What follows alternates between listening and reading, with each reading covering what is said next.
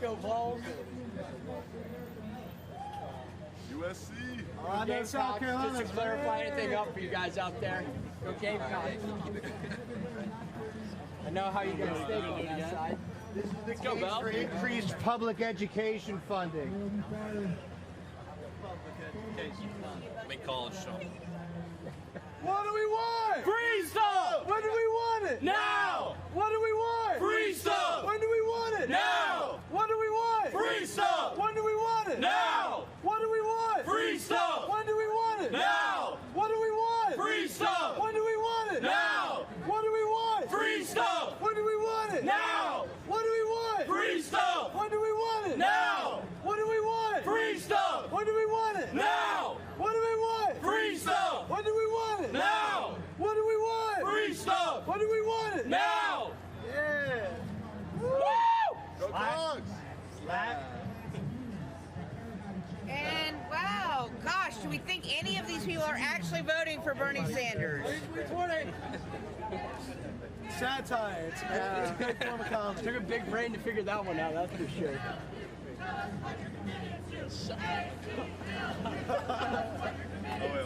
You guys, we're on Twitter. We live, baby, we live.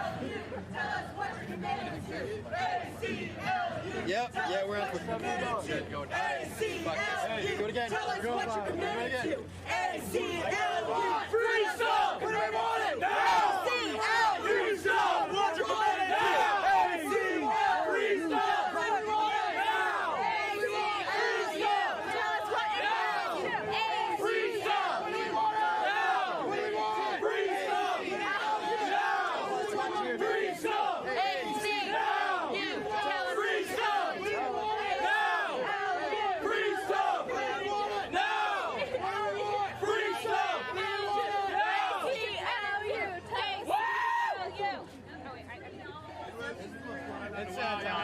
We don't actually support Bernie. I definitely like rights for all. That's definitely. I don't want a job. I live at home. I want free stuff. Hey, so And I want it now. I live in my mom's basement. Hey, so is it right? Trying to get professional politicians out of Washington. I want everyone to pay everything for me. I'm here so I don't get fined. It's only needed for one term. No super PACs, no special interest groups. Love that. I work for you, not my re-election. Have a look. You're going to find something you like. Yes, Nice sir. seeing you. Thank you. Excuse me, folks. My name is Joe Reynolds. I'm running for U.S. Senate against Lindsey Graham, trying to get professional politicians out of Washington. Get some engineers up there. I'm an engineer in the U.S. Navy for 30 years. I've helped us get their equipment overseas to places like Iraq and Afghanistan. I'm only running for one term. No super PACs, no fundraisers. I work for you, not my Thank you. So just gonna pick up your tickets. I don't know. Will you ask that gentleman right there, the security guy?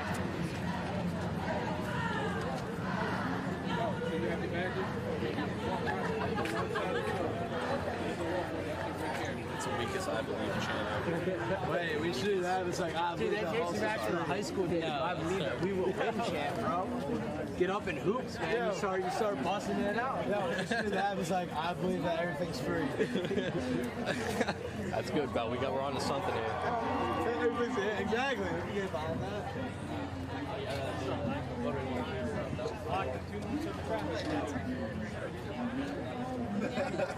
Tell your fathers I could really use the help. No cap.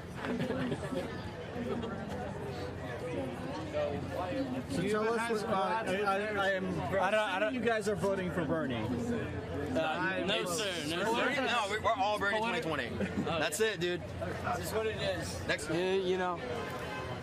We just want everything should be free. Everything should be free. I love it. My trust fund's getting low.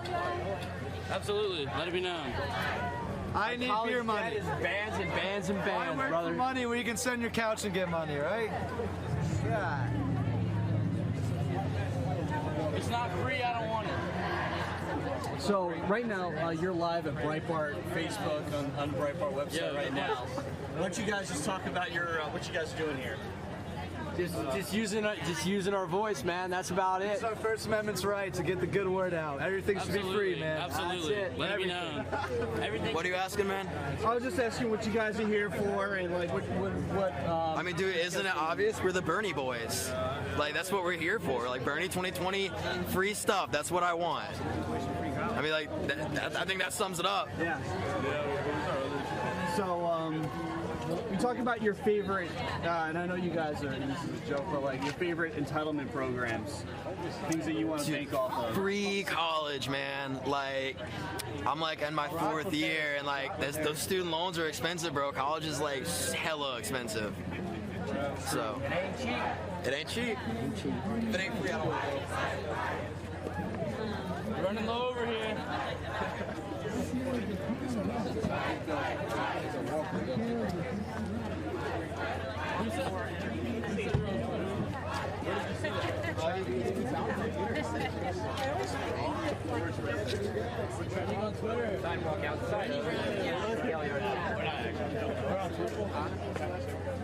It's a matter of time. Just need one big retweet. I want your stuff. I just want free clout. I want free clout. I want your stuff. Buddy. Running low over here. Money. I have 2 people. Free money. How much is on your credit card right now? Nothing. So you can see. I'm broke. $33,000 on the credit card right now. I'm just trying to pay it off. My trust fund's running low. Any help would be very much appreciated. Beer, sorry. Does anyone want to talk about the corn pops?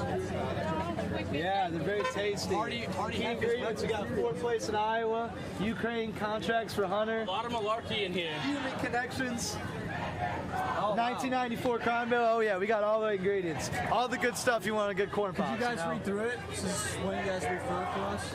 Oh yeah, we got 4th place in Iowa. Ukraine contracts for the Hunter. The Iraq War, malarkey, it's a key ingredient. It brings out all the flavor. China contracts for the Hunter, plagiarism, human connections, stock market coupons, hugs, also big. We got push-up challenges, a 1994 crime bill, even more hugs. Was that a hug?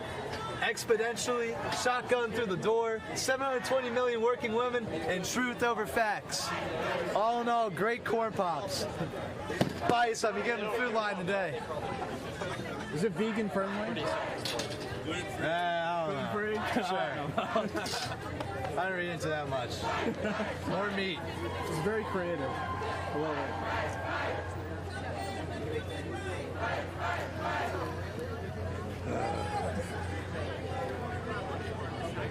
Who are you for? Breitbart News. We're live at the moment. Oh, yeah. Baby, we live. Well, no, it's a corn pop.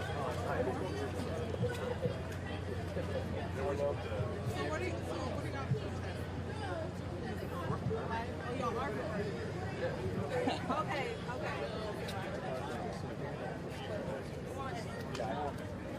Check Breitbart Facebook to see that. Yep. I guess it's Go for it. Awesome on the front page. Well, yeah,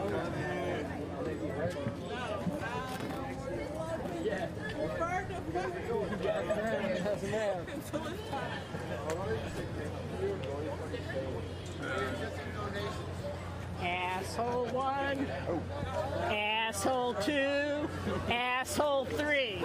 That's the people who will be on our Facebooks and on Twitter out. Assholes, low dogs. They're not Bernie people, you know. Yeah, this is what I'm gonna say to Bernie Bros, right?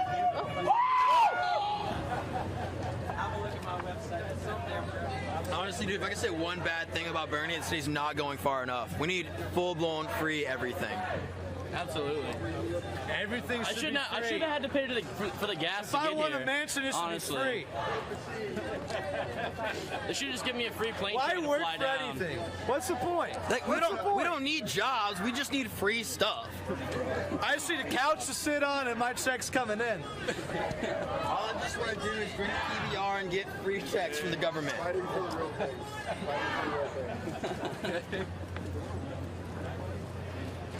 Please, sir, no live camera.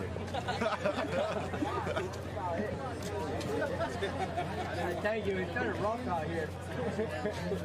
Think about the real issues. Cuba has great literacy. Real issues, sir. Need a beer, buddy. Give me a stop. Running low. It's hard. It's hard. I'm running low on stuff. I need it. Hey, think about the real issues. Okay. Oh wow. Whoa. Nice Love to see it. How you doing? Entitled. You want free stuff too? I'll be right into the video technique. You're entitled. And audience, Breitbart News, just if you're tuning in right now, we are right outside the Democrat debate, and we have Bernie Bros who are expressing their grievances. All we want is free stuff. All we want is free stuff. Credit card. Oh, there it is. Okay. Frank, get on the ride here. You pay off my credit card? What? You pay off my credit card? Bernie gonna pay off. We hope so. Work is hard. Work is so hard. Oh, yeah, we don't want to work. What do we want, guys? Free stuff. What do we want? Now! What do we want? Free stuff. What do we want? Now! What do we want? Free stuff. What do we want? Now! Woo! Bernie 2020! Free stuff. Appreciate it. Go.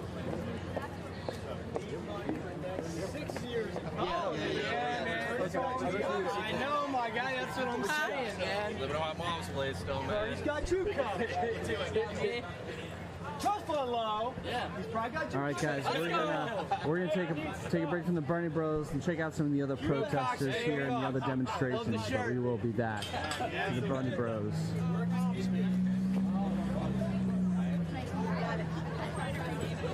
Mommy and Daddy definitely didn't love us. We got some Medicare for all people around here.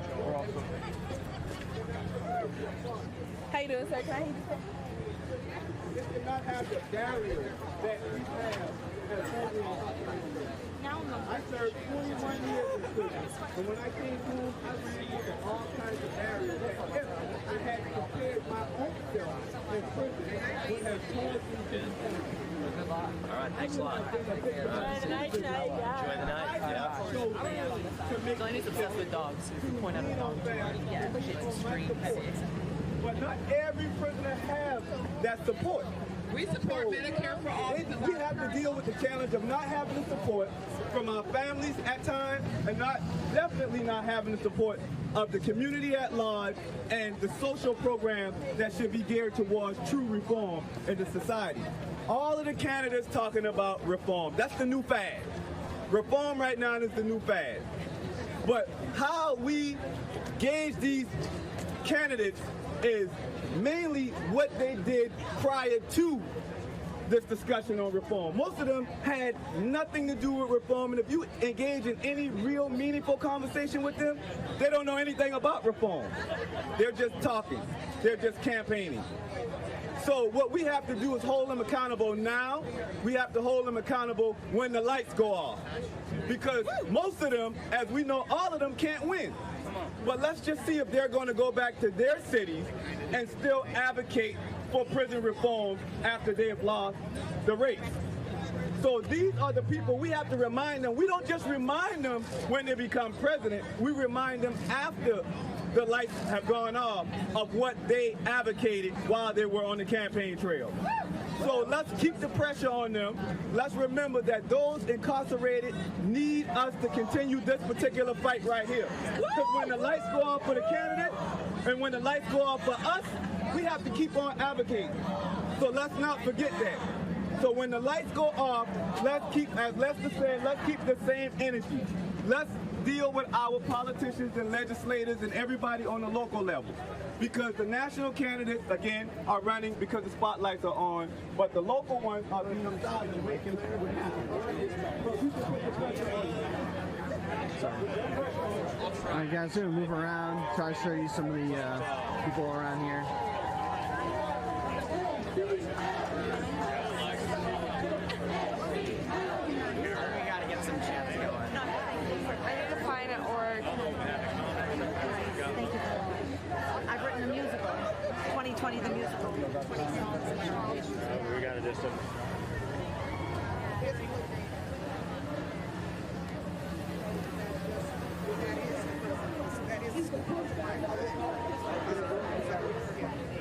But watching the news and how the news continuously downplayed him and refused to give him credit for anything he did made me atrocious. I was very suspicious probably for the last since Bush because I noticed that something was wrong with the party. And in terms of being out here tonight when a big Democratic debate is happening, what does that mean to you, voicing your political opinions outside of a Democratic debate? First of all, it's not a political opinion, it's my values. You know, I don't believe in opinions because opinion is worth nothing. But my values is worth everything.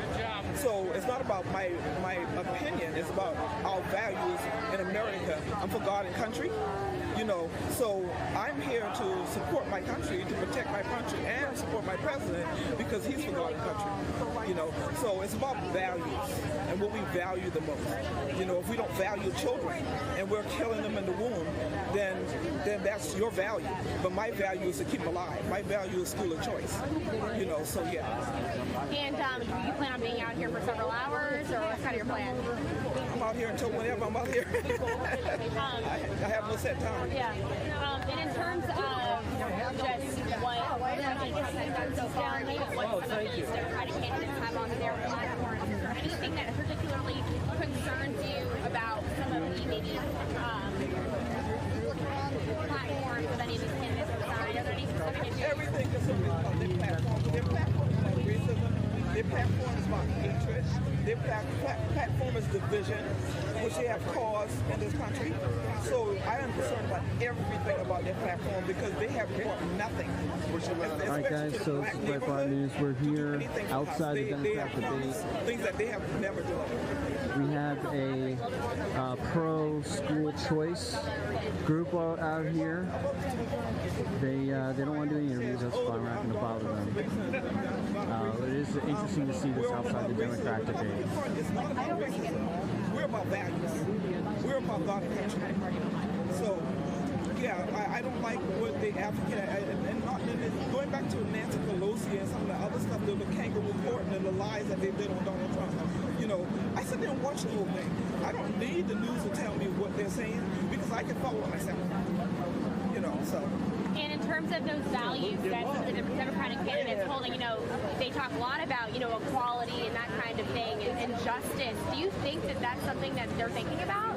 Injustice for what? Where is the injustice? The injustice is within the Democrat Party and what they've done to the president and how they've done an injustice to him with this court system that he didn't deliver and give him a chance to even defend himself. That's an injustice.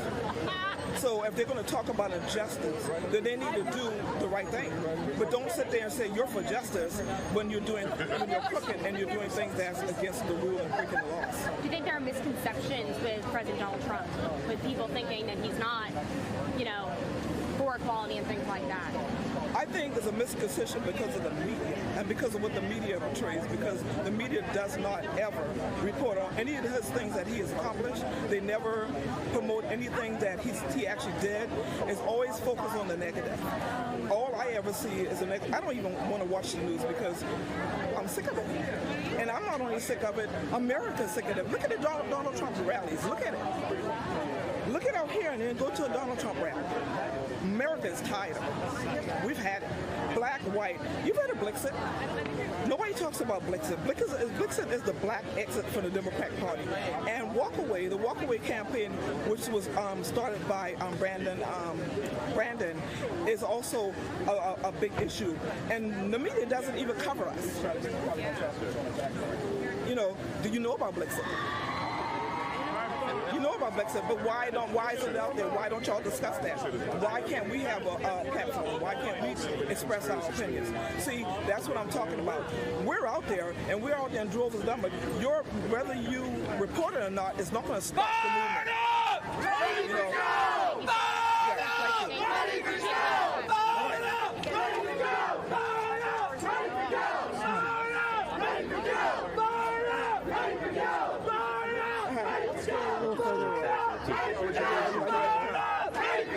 Let's go a little this way so you can hear Breitbart News. Okay, good.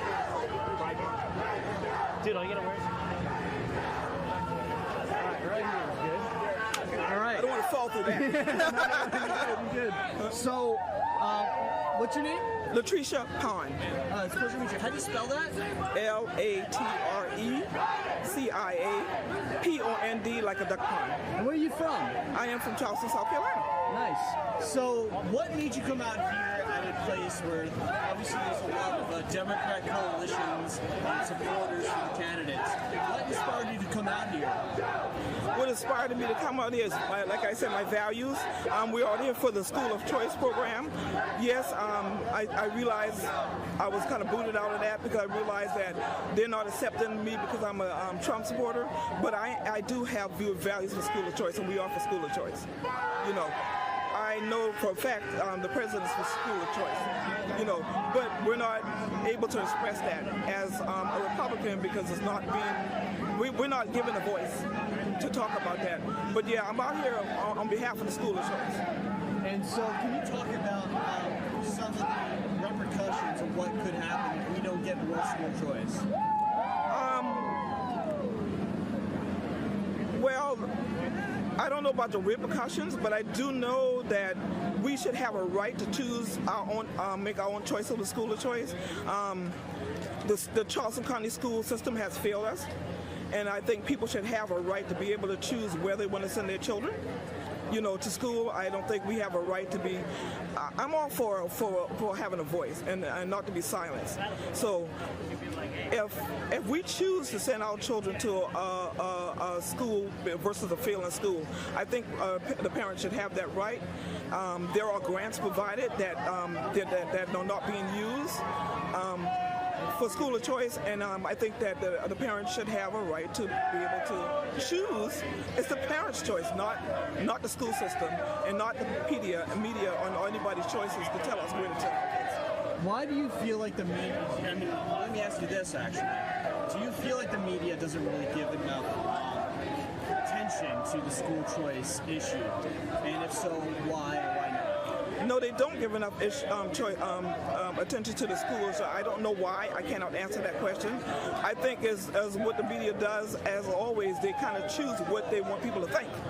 You know, so if it's a thought that I might have, why they don't do it is because they seem to choose to tell us what we think, how we should think, and what we should not think. And that's just not right. And so when did you begin to become a supporter of President Trump, or Trump in general? I was because I became a conservative during the Bush era because I realized that the Democrat Party was not delivering things that they should have. But the reason, I wasn't a Trump supporter. You know, I wasn't. I didn't vote for Trump and I didn't vote for Obama. But when I saw what the media was doing and how they were twisting the words, and I mean, I see for myself. I watched his campaign for myself. I watch him talk. But then when you go away from that and the media comes on, then they tell you what to think, or they twist the words around, or they don't even report anything that he said. So I started, you know, to watch that, and I was like, something's not right about this. So yeah, that turned me away. If there's anybody to blame, is the media. And let me ask you, do you encounter any pushback from friends, family, people you know, peers, coworkers, for supporting Trump? Softball. All the time. I mean, yeah, we as Trump supporter, we are always pushed aside. We are not heard. We don't want to be heard. We don't want to be given a fair hearing. And yeah, I get pushback from family members sometimes. I get pushback from friends. In fact, I just had somebody approach me out here and ask me why I had the nerve to be a Trump supporter. So yeah, so and to be honest with you, it doesn't faze me at all because I know what's right, and I know what I want to think, and I know how I want to think, and nobody's going to think for me. And let me ask you, if you had an opportunity to speak to President Trump, what would you say to him? Thank you for saving this country. I appreciate the president. I appreciate him keeping his word. But I'd like to tell him thank you for keeping your word. Thank you for delivering everything that you said that you were going to do. I appreciate that. I appreciate what he's doing for the Christian community and bringing back prayer in school. I appreciate the values that he's brought back. I appreciate that he loves God and country. And now, let's go to the other side. You had an opportunity to speak with Bernie Sanders. What's your message to Bernie? We will never be a socialist country. Yeah. Never. And would you want to talk about why why you really don't like socialism? Socialism destroys. Just look at Venezuela. Just look at all the other places over there. Come on. I mean, it speaks for itself. You know, we're not going to have socialism in America, and it's not going to happen. It will never be a socialist country. Period. And just talking about the media and their support of Trump and even impeachment, why do you think that he's gotten such a bad rep from the media? Because the media want to tell us what to think. You know, they are one-sided. They gear more toward, their values are not our values. So they gear more toward having their own personal agenda met. They feel like they're in control of being able to manipulate and to tell people how they think things should be done. So they use their platform to project their own personal agenda.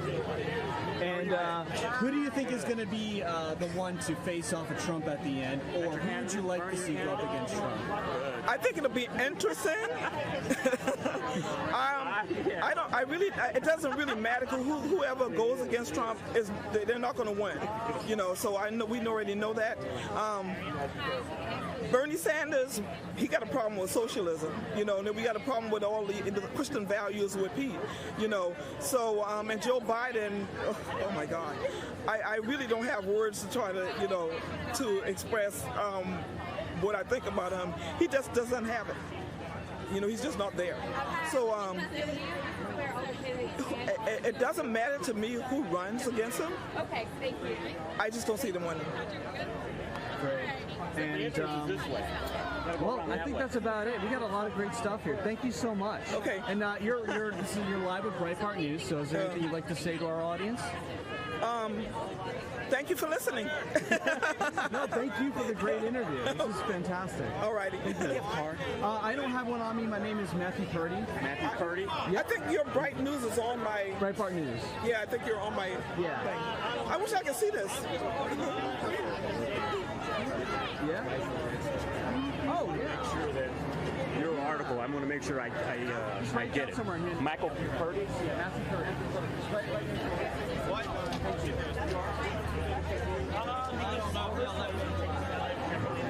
I feel like he's for the people. He wants to make sure that everyone does well.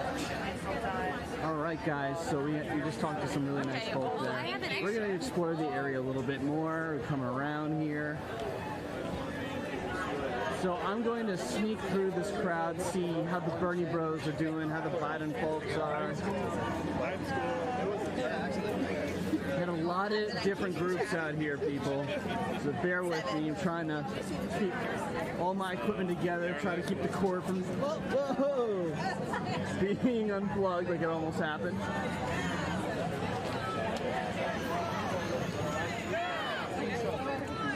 Sorry, sir.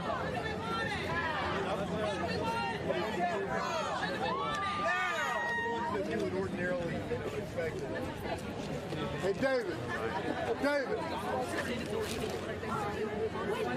All right, guys, so bear with me as we switch groups here. Human right! Fight, fight, fight! Healthcare is a human right! Fight, fight, fight!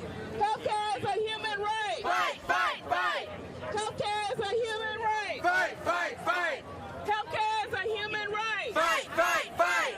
Healthcare is a human right! Fight, fight, fight! Healthcare is a human right! Fight, fight, fight!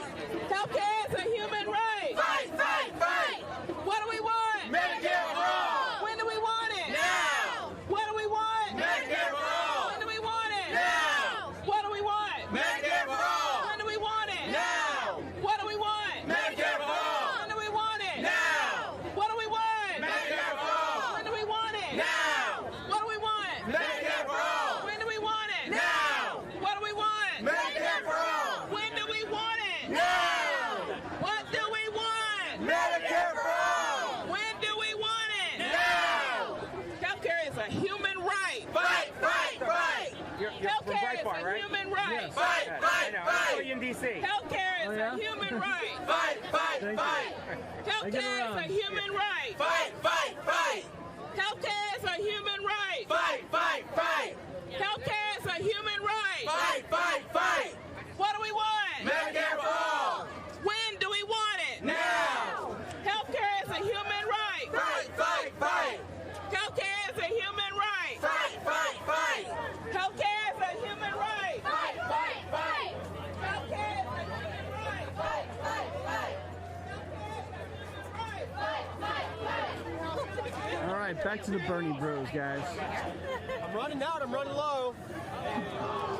Free house, sir? You can't hear me? Free house, I can hear you. What'd you say? Free house? I'm just joking. It's her real estate card. Sure. She told me to take it. Yeah. She's a real estate agent here in town. Yeah. All right, take care, guys. Hey, that guy played for UGA. That big guy right there, he played for UGA. And the Philadelphia Eagles. Yeah, we. Oh!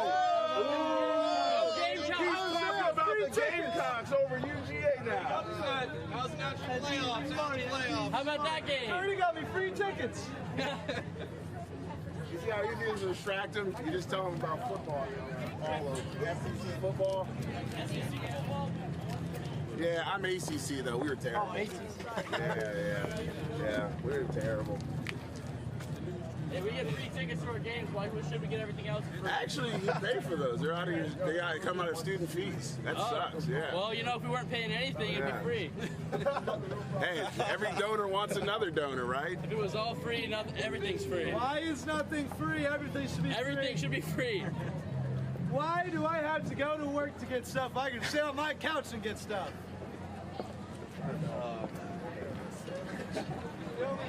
Clearly, this is like a frat haze or somebody. I don't know. It's all good. This is like Bernie 2020. It's like Bernie's just not extreme enough for us, bro. White privileged boys who don't even know what the hell they're talking about. Exactly it.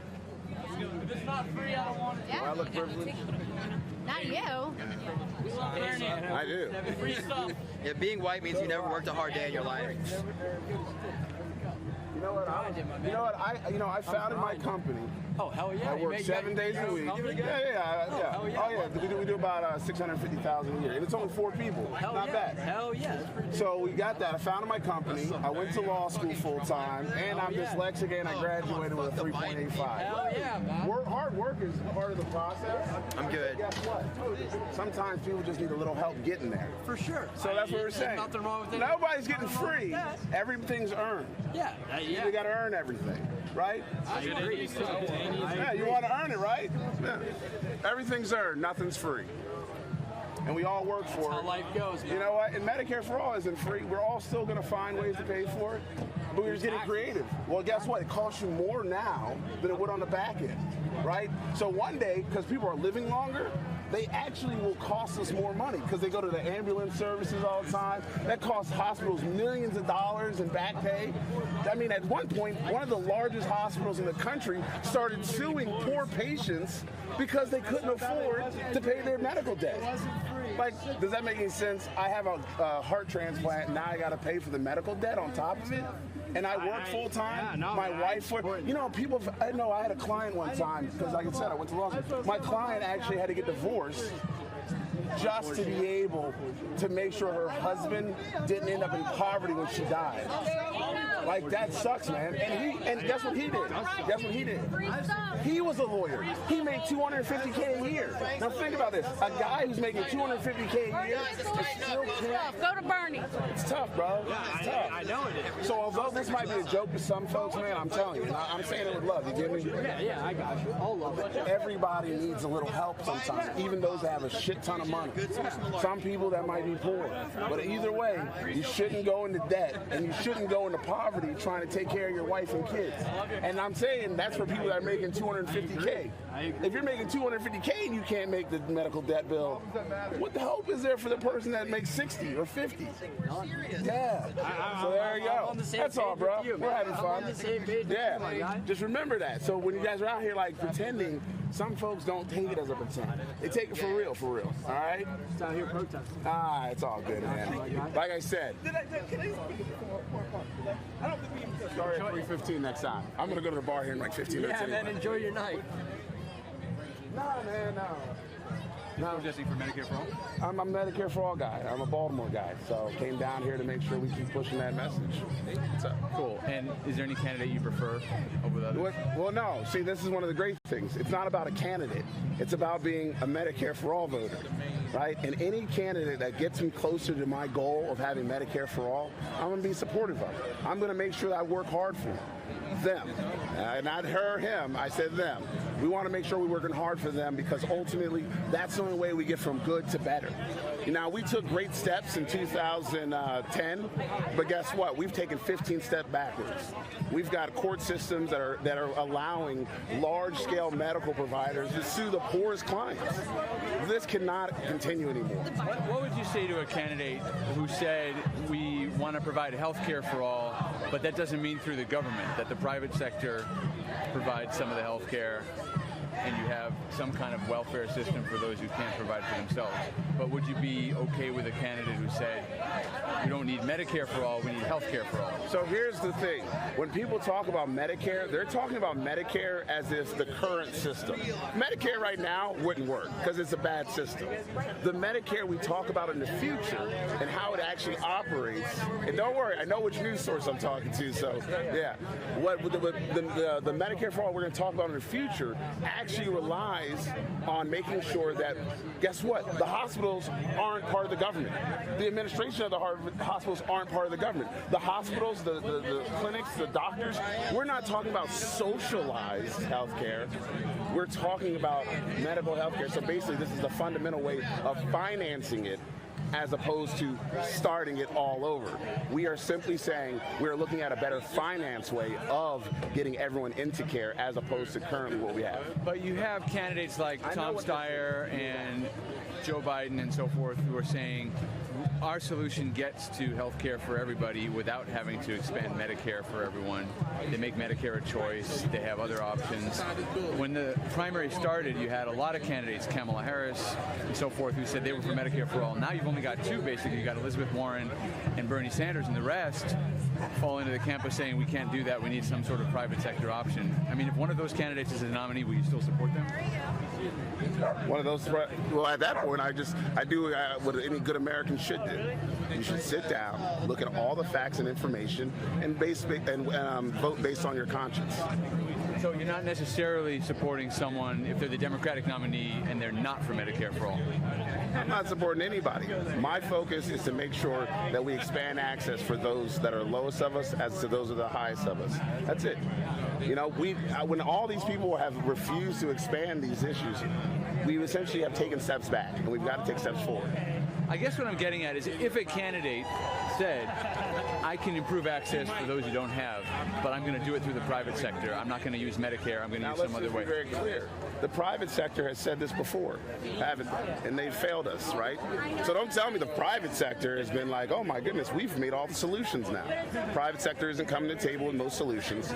They generally have blocked stuff. They have not been as active as in making sure that every rich American, poor American, black American, Asian American, whatever American you want to say, they have not been good stewards of our trust, right? What is a free market? A free market is making sure that all the information is available so that you, the consumer, can make an educated choice. That's a free market. Now, do you think that all these insurance companies have been transparent about everything? No, I mean, and you don't know how much hospitals are charging, but there are proposals. But exactly. So when you look at this from a fundamental standpoint of, hey, I like my money, I want to keep my stuff, you've got to eventually say, are these people who we've entrusted to do the good work on our behalf really doing the good work? Yes or no? And a lot of times we're all going to say no.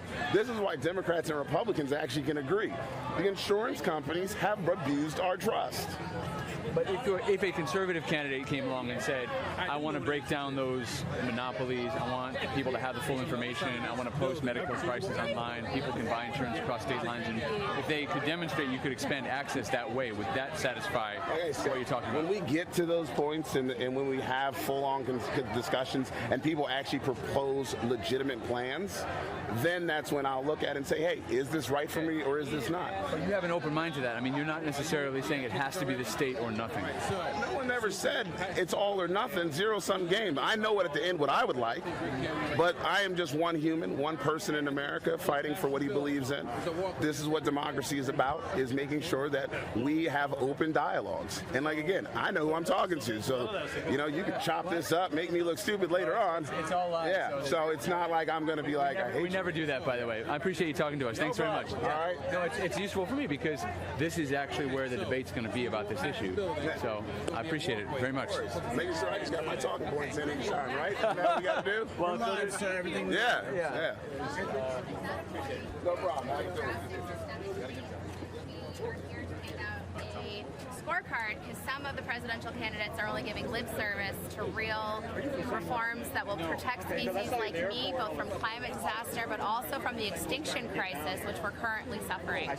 Most folks have heard of this mass extinction. Some people call it the sixth extinction, and we really need reforms on how we manage our land, on how we supply energy, how we as Americans are looking to steward species through the climate crisis, and the only way we're going to do that is if we really start to prioritize our fellow travelers on Earth and other species besides people. So please take a stand for polar bears, for monarch butterflies, for so many species that are on the brink of extinction. So what candidates do you think are doing their best with the environment right now? Well, right here we have a rating system, and there's actually a breakdown. We've broken into categories, and my friend Diane can actually help you walk through it. It depends on if you're talking about climate or wildlands, or there's different ways that candidates can actually help mitigate the impacts of the sixth extinction. All right. Do you have anything else to add?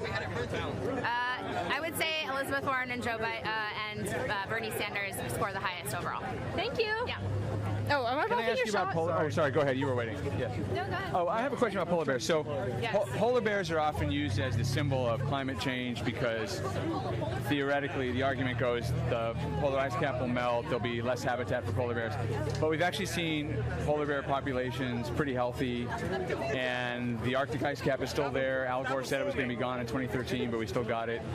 So, where did you find healthy polar bears? all over the Arctic, there are healthy polar bears. So many. Yeah. Did you see the video of the stranded polar bear that couldn't eat because he had no sheet ice to fish from, and he was literally withering away? I didn't see that, but I know that polar bears can swim hundreds of miles, and they've done well in warm periods and cold periods. Just the numbers of population in terms of polar bears are pretty healthy right now. It's undeniable that the Arctic sheet ice is reducing. I mean, you're saying some things that we've seen, but I don't really know what you're talking about, honestly. Well, there is some evidence that the Arctic ice sheet is dwindling, but we were told it was going to be gone by 2013, and it's still there. And it ebbs and flows. There's some years you have more ice, some years you have less. All I'm saying is we have overall less ice than we've ever had in human history. We've seen the hottest temperatures on record over the past 5 years. January was the hottest January on record. There are puddles forming on what ice is still remaining. Scientists all agree that the Arctic ice is melting at a rapid rate, which is causing sea level rise. We're in Charleston, which is experiencing sunny day flooding. To sit here and debate climate change at this point is completely it's unfactual. So I see have a press pass, which means you are responsible for reporting truth to the American public, and I don't know what you're citing when you say polar bears are doing great, because they're not. Well, let me ask you the question a different way. So I've actually been to the North Slope of Alaska where polar bears live, and I've actually seen them in the wild. And there are native villages up there that are situated near areas that are oil-rich, that have lots of mineral deposits, gas, and so forth. And they say they believe that you can have oil and gas development up there that is environmentally friendly and safe, and they believe they can live in harmony with the environment and with industry. What would you say to those communities who would be economically devastated if the fossil fuel industry shut down in northern Alaska? So are you saying they have not yet explored those oil wells? No, they have them. I mean, it's the North Slope and, you know, the village of Kaktovik, of Barrow and Nuiqsut. I mean, these are native villages that generally approve of oil development and are upset that it might get shut down if the Green New Deal gets passed. I mean, what would you say to the people who live there who depend on that for a livelihood? Yeah, I'd say there's lots of regions in America that are traditionally fossil fuel economies, and we definitely need to transition thoughtfully with those folks in mind in the forefront. Those people will not be served by a dead planet, and they will not be served by intensified climate change, which is what we're going to see if we continue to exploit those resources. So I think we do need to think of those people. We need to have plans to transition those people in the best, most economically just way possible. Those people have lived for thousands, if not millions of years up there without fossil fuel exploration. They are resilient. They can probably teach us a thing or two about how to manage land. And whether fossil fuel executives want to exploit them and use them as the poor people that need these fossil fuel resources, I mean, I'd love to understand better what those First Nations really want long term and how they envision the true health of our planet and as they pass it on from generation to generation. Thanks so much. Good to talk to you. Thanks. We've got the Cannabis Club. We're live right now, Joel. You want to tell us about what you're seeing so far today? So we are here on Calhoun Street outside the 10th Democratic presidential primary debate in Charleston, South Carolina. There will be 7 candidates on stage, including Tom Steyer, who is back. And Calhoun Street is famous for many reasons, one of which is that the Mother Emanuel AME Church is just down the street. You can see it just over the satellite dishes over there. That is the church where the mass shooting was in 2015, where a white supremacist came in and shot 9 parishioners he had just been praying with. Terrible crime. And that is going to hang over this debate. This is also a debate co-sponsored by the Congressional Black Caucus. It's the first in the South primary, but it's also the first where African-American voters have had a significant voice. So you're going to probably hear some issues pitched at that community. African-American voters are by far the majority of the Democratic primary electorate in South Carolina. Right now, we haven't seen too much of protest from that community outside the debate venue here. We've seen climate change, we've seen the Bernie Bros, we've seen Medicare for All, and I do believe we've seen some charter school advocates who do come from minority communities for the most part. So it's very interesting. Different campaigns are out here as well. We see the Joe Biden people. They turned up in Las Vegas last week also. This is a very important contest for Joe Biden. He was supposed to be by far the favorite in South Carolina. And actually, when I was here over the summer, he was leading by 20 points, 30 points in some of the polls.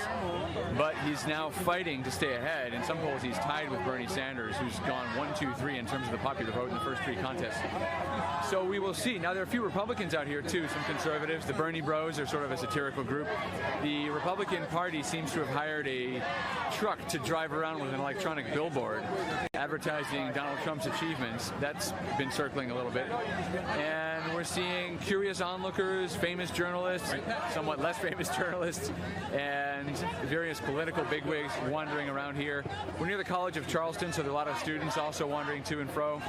And it's going to be an interesting debate. It's on CBS News at 8 p.m. Eastern, 5 p.m. Pacific. I think it's going to go about 2.5 hours, and we'll have the spin room afterward as well. But this is really, really a consequential debate. The Nevada debate was rough and tumble. For the first time, we saw candidates really taking shots at one another. I think you're going to see more of the same tonight, especially as we have the incongruous picture of an all-white stage, all 7 candidates of the Caucasian persuasion attempting to convince a majority black electorate that they deserve the vote.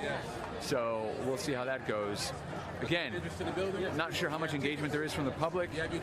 There's been pretty low turnout at some of the events I've been at. I was at a Pete Buttigieg event yesterday that didn't quite fill the room, had about 100 or so people. Joe Biden struggled to fill half of a high school gymnasium or college gymnasium yesterday, so I'm not sure how much enthusiasm there is. Some surveys suggest that African American voters would actually prefer to see an entirely different candidate, that none of the candidates in the field really appeals to the typical African American voter, if one can be said to exist, but just looking at aggregate polling data. So we will see what happens tonight, and we'll see what happens on Saturday when the caucus is open, the primary is open from 7 o'clock a.m. to 7 p.m. here in South Carolina.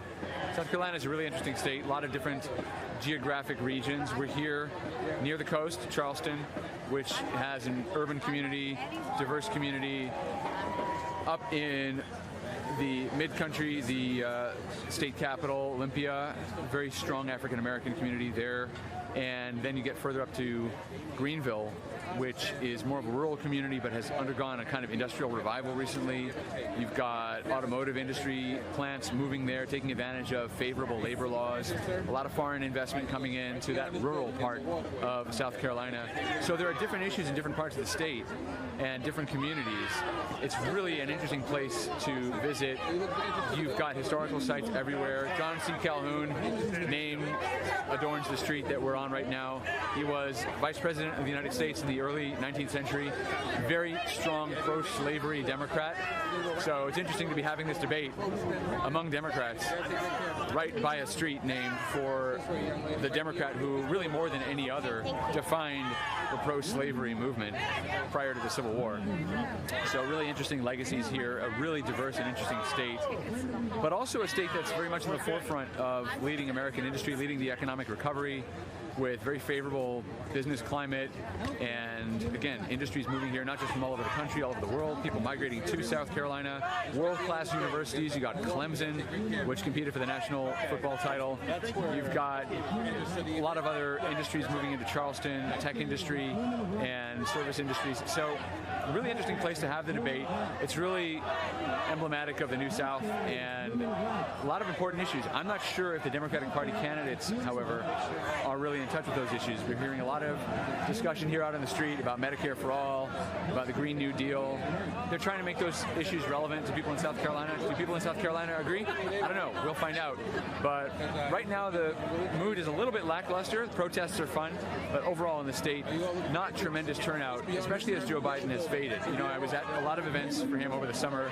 We had a packed hall, packed audiences at historically black colleges and universities. Now that he's fallen off a bit, I'm not sure there's the same enthusiasm and same trust, but we'll see. He's got a point to make in the debate tonight. He's got to point out that he can win. This is his last chance to make the electability argument, and you're going to see Bernie Sanders try to make the progressive diversity argument. He's going to argue he's the candidate who represents the coalition of the Democratic Party. And then Pete Buttigieg, who is making a strong push for third, as is Tom Steyer. This is Tom Steyer's best shot at finishing in the top three. He spent a lot of money here, more than 90% of the TV ads bought by Tom Steyer. He's also spent lavishly on supporting black organizations, black communities, definitely trying to court the community's vote. There's been some criticism of that, saying that a lot of his support looks like payoffs. We'll see how that plays out.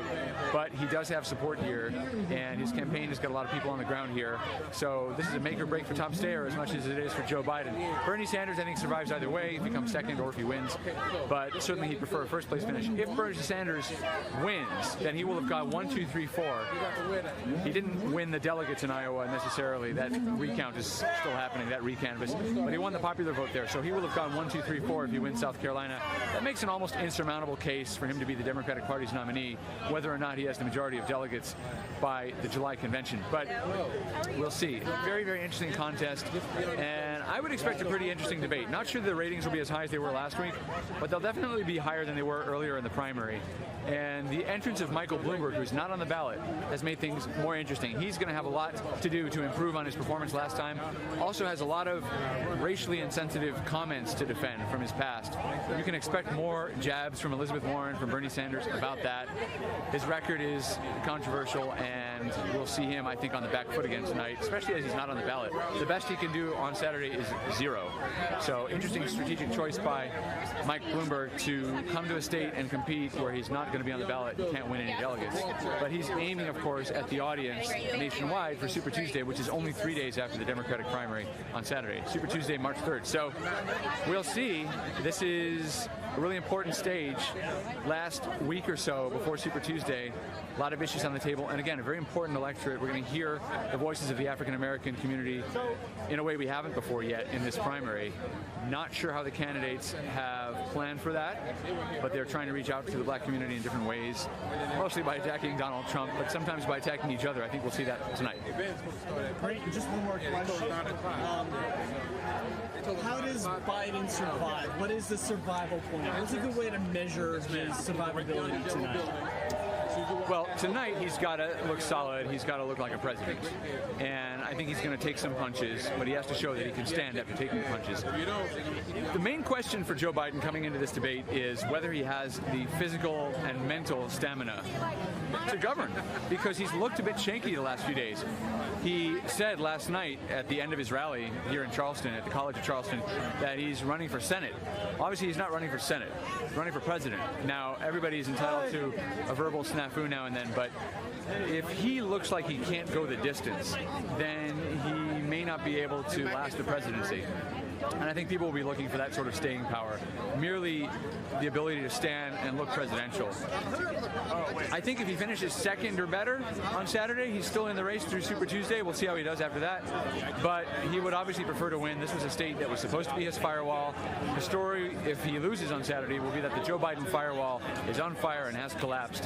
And again, it'll be Bernie Sanders' nomination to lose if he wins South Carolina. Very hard to see him losing the nomination unless the establishment pulls off some dramatic upset. Mike Bloomberg, of course, betting that he'll get enough delegates on Super Tuesday to make a case for himself. He spent a lot of money in other states candidates haven't spent a lot of time in. The first place I think he was on the ballot was in Alabama, Arkansas, he's in North Carolina. So he's going all over the South to try to win Super Tuesday votes, and he's going to make a case for himself that way. But if Bernie Sanders comes out on top here, not looking so good for Mike Bloomberg. If Biden wins here, that opens up an opportunity for Bloomberg, because it means Sanders hasn't locked things down and Biden's still in the mix. With an undecided primary, Bloomberg can come in as a moderator who's going to save the party from democratic socialism. We'll see. But he's going to be on the back foot a lot tonight, especially as candidates continue to hammer him. Bloomberg is the biggest threat to everybody third or fourth place and lower. Bloomberg stands to wipe all those people out of the race. Amy Klobuchar, Pete Buttigieg. Buttigieg, interestingly, focused his fire on Bernie Sanders, and he's been saying for the last couple of days the party can't elect a national socialist. I shouldn't say national socialist. The party can't elect a national socialist. The party can't elect a democratic socialist as its nominee, because that just gives Donald Trump an easy path back to the presidency. So he's been going after Bernie Sanders. I don't think Pete Buttigieg can expect to win the presidency if he alienates the Sanders voters. We'll see. But he's the only one who's really focused on Sanders. I don't know that Biden's going to waste a lot of time on Sanders. Biden's really just going to try to look as presidential as he possibly can, and we'll see how that goes. But Bloomberg's a threat to everybody else below the top 2 or 3 candidates, because his rise in the polls means they're falling away, and it's really a last stand for many of them. If one of them can squeak in, they can last a little longer. Amy Klobuchar, I don't think she's hoping for too much from this state. This is going to be Pete Buttigieg's worst state of the early states, not doing so well among African-American voters, partly facing questions about his time in South Bend, partly simply because of cultural differences. The African-American community is more socially conservative in general than a member of the liberal gentry from a northeastern white suburb, if I can use that term, and less open to gay marriage, not intolerant, but just less aboard the woke train. And I think Pete Buttigieg is having some trouble connecting to that community, but he's definitely trying. I mean, if you look at the way he's organized his campaign, he's reaching out to the black community, he's doing what he can, he's got a breakfast with Al Sharpton tomorrow. Not sure that's the best way to go about doing things, but anyway, he's trying. So we'll see how it all shakes out. Thank you, Joel. This is Joel Pollack. You got any interesting write-ups lately? We will have throughout this debate and on the spin room floor. We had a really interesting spin room in Vegas and went toe-to-toe with Bernie Sanders' campaign manager over the question of extremism in the Sanders campaign and the double standard that Bernie Sanders applies to Donald Trump versus the one he wants to have applied to himself. So we'll have some interesting times in the spin room, and of course here, out where the protests are, out where the demonstrators are, out in the street where we always are. We've got more to do, I think, more people to talk to, and pretty soon we'll head in as it's getting dark out here. But this is interesting and interesting to hear the perspectives and meet the people who come down here to advocate for their causes or for their favorite candidates. Great. All right, well, let's keep going. Let's keep on. Let's walk down the street and take a look at the Mother Emanuel Church. I'm not sure how many people have seen that, but take about 50 yards down the street, get a look at it.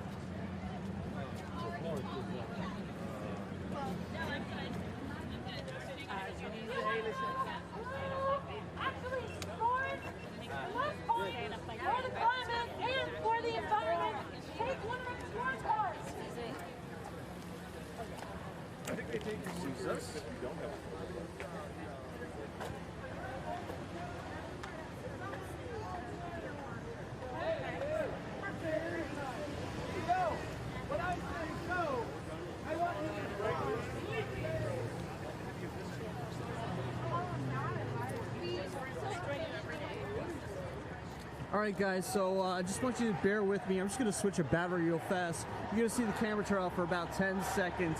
Just bear with me. We're not leaving. We're checking out a church. We'll be right back. Stay in the line. I'm just switching a battery.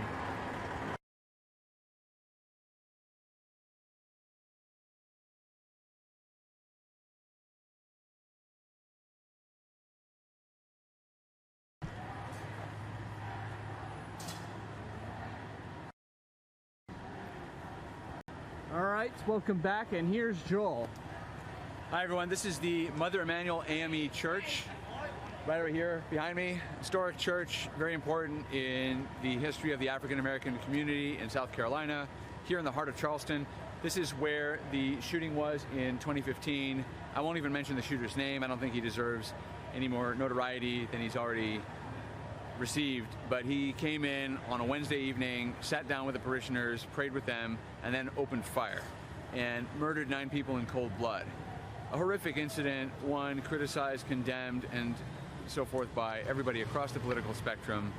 And that incident is going to weigh heavily, I believe, in tonight's debate. It's going to come up. How could it not come up? We're in the shadow of that church. Now, if it doesn't come up, that's a news story. So watch Breitbart.com for that story if the moderators fail to pick that up. But I don't think they will fail. It's relevant for a variety of reasons. One, because Democrats are fixated on the story of extremism in this society, which is a problem both left and right. They, of course, blame Donald Trump. Donald Trump, of course, was barely in the running when the shooting happened here. Democrats have tried to blame Trump. Now they're trying to blame Bernie. They're turning the same criticism on Bernie Sanders that they once did on Trump, saying that he's got these Bernie bros that are aggressive and so forth. A lot of that's just hype and politicization, but you can expect there to be questions about that. And also the gun issue. You can expect they're going to ask about the Second Amendment. Now, as I understand it, the shooter at this church was someone who fell through the cracks. There were laws that ought to have prevented him from obtaining a firearm, but there were mistakes and administrative snafus that allowed him to arm himself. And no one has yet really proposed a rule or a law that would have prevented him from obtaining the firearms he used. I believe he used handguns, and it may have had an AR-15 as well, but the weapons that are typically used are legal. Many of them are purchased legally. Sometimes people who buy them legally ought not to be able to buy them legally. There are laws that prevent them from doing so. So it's not clear which gun control law would actually have prevented this. But anyway, Mother Emanuel Church will figure prominently, if it doesn't on the stage tonight, will at least figure prominently in the debate over gun control that is certain to come on the campaign trail. I don't think we've ever seen as stark a difference between the parties over the Second Amendment as we do now. It used to be that Democrats wanted to show that they still supported the Second Amendment. Kamala Harris may be the last candidate to show any kind of gesture toward the Second Amendment. Not that she's a supporter of the Second Amendment by any stretch, but she at least felt compelled on the debate stage when she was still in the race to say, I am a gun owner, I have 2 handguns, or whatever she said. In 2004, John Kerry went duck hunting. Barack Obama shot a shotgun a couple of times and made sure the White House photographer was there to take the picture. Not anymore. There are no Democrat candidates who want to be filmed holding weapons of any kind. They don't want to be filmed holding firearms. We've never seen a Democratic Party this opposed culturally to the Second Amendment, to the tradition of responsible firearms ownership in this country. So that'll be interesting. It'll be interesting to see how that plays out on stage tonight. If the Second Amendment does come up, and I expect that it will, expect attacks against Bernie Sanders. Early in his career, Bernie Sanders, senator from Vermont, took some vaguely pro-Second Amendment positions, largely because Vermont is a rural state. People there enjoy hunting. I've actually eaten meat that was hunted in Vermont. In my less religious days, I had delicious venison in northern Vermont that people had hunted. Part of the culture in Vermont, as it is in many rural states. And those are Bernie Sanders' constituents. So he did not want to take all their guns away. Now he has moved to the left along with the rest of his party, but he will be targeted if and when the Second Amendment comes up on the stage. So there's Mother Emanuel Church.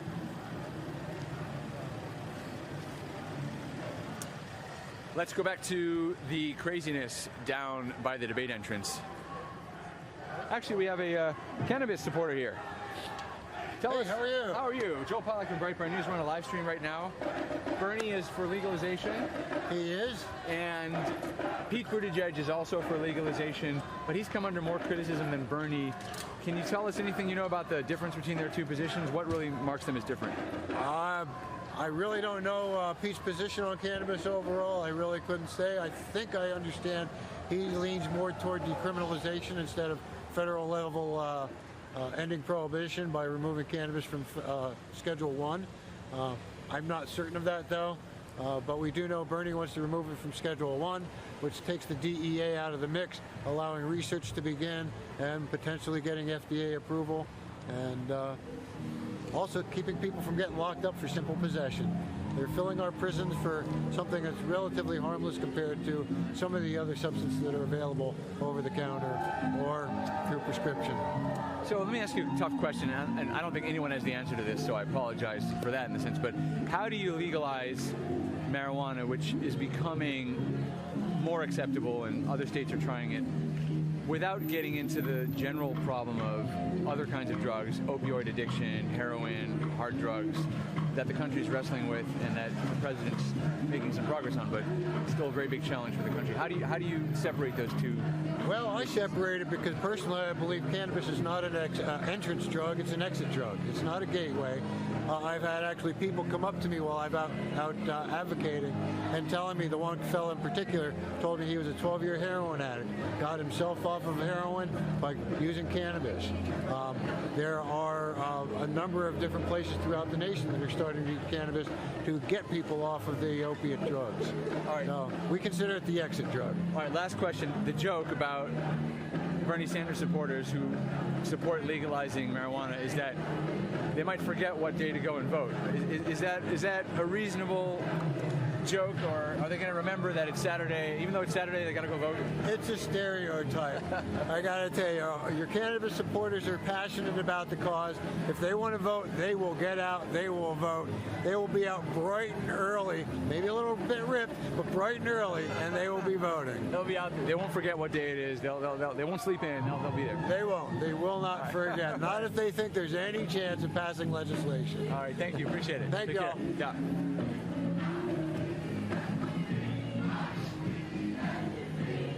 All right, that was the pro-marijuana legalization Bernie supporter. He has been very strong on that issue, and there are a lot of Americans who agree with him.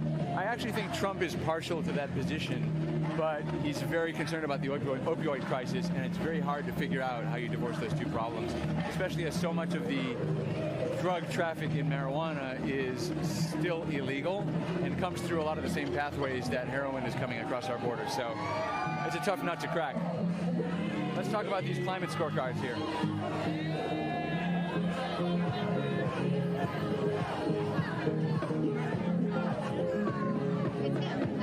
Where's Tom Steyer?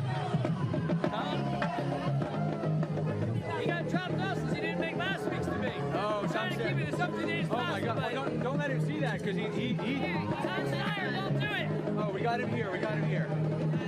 There he is. He got a beat. Tom Steyer got a beat. But he's the climate guy. He's like the climate guy. He wants to be the climate guy. We need him to take that extra step to the A. What's the extra step? Well, the extra step, as you well, I forgot he's not on this report card. Well, you got a C+ for wildlife, a C+ for public lands. That's not very good.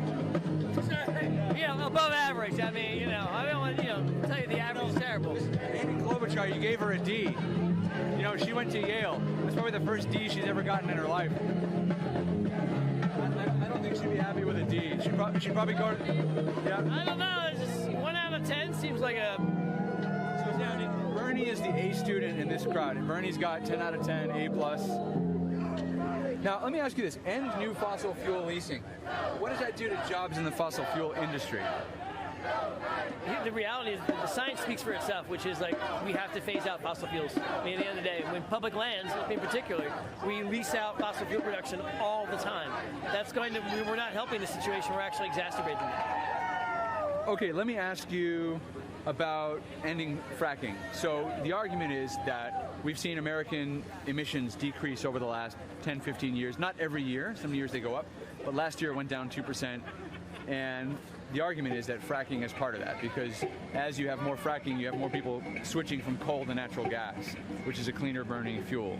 So don't you lose that advantage of lowering emissions if you get rid of fracking? Wouldn't some people go back to coal? Wouldn't there be... I mean, fracking's a dangerous practice that already pollutes groundwater. I mean, the idea that it's a transition fuel is just another thing from the fossil fuel industry to tell you that, like, there's a safe alternative. There's not. It's simply renewable or it's not safe. And so at the end of the day, to make progress on the climate, we have to address that. We continually substitute actually real solutions, fake solutions for real answers, because we actually don't want to change the system. Okay. One thing I just noticed as you were talking, nuclear power is not on the scorecard, and some people would argue if you want to get to zero carbon emissions as soon as possible, you need nuclear plants to do it because it's a zero emission fuel. What's your stance on nuclear power? We don't get involved with the nuclear power plants. So the scorecard, as you see it in the questions that we ask, it's not we're specifically on fossil fuel production. So are you open to nuclear power as part of the solution to climate change? Our organization doesn't work on it, so I would be remiss to actually take a position on it. Interesting. So you haven't ruled it out either? Well, our organization hasn't taken a position on it. Okay, interesting. Do you know, well, it hasn't been that much. I know Cory Booker talked about nuclear, Andrew Yang, but they're not in the race anymore. But interesting to think about. I know in Nevada nobody wanted to talk about it because of Yucca Mountain, but well, I'm sure that for voters for whom this is a top issue, this is a very interesting scorecard. Again, I think it's the first D that Amy Klobuchar's ever gotten in her life. I think she's going to ask the professor to change the grade. She's going to complain. But anyway, we will not change the grade. We can't change the grade, Amy Klobuchar. All right. Thanks very much for talking to us. Appreciate it. All right. Now I feel it towards me. I finally understand the feeling. It's wild to me.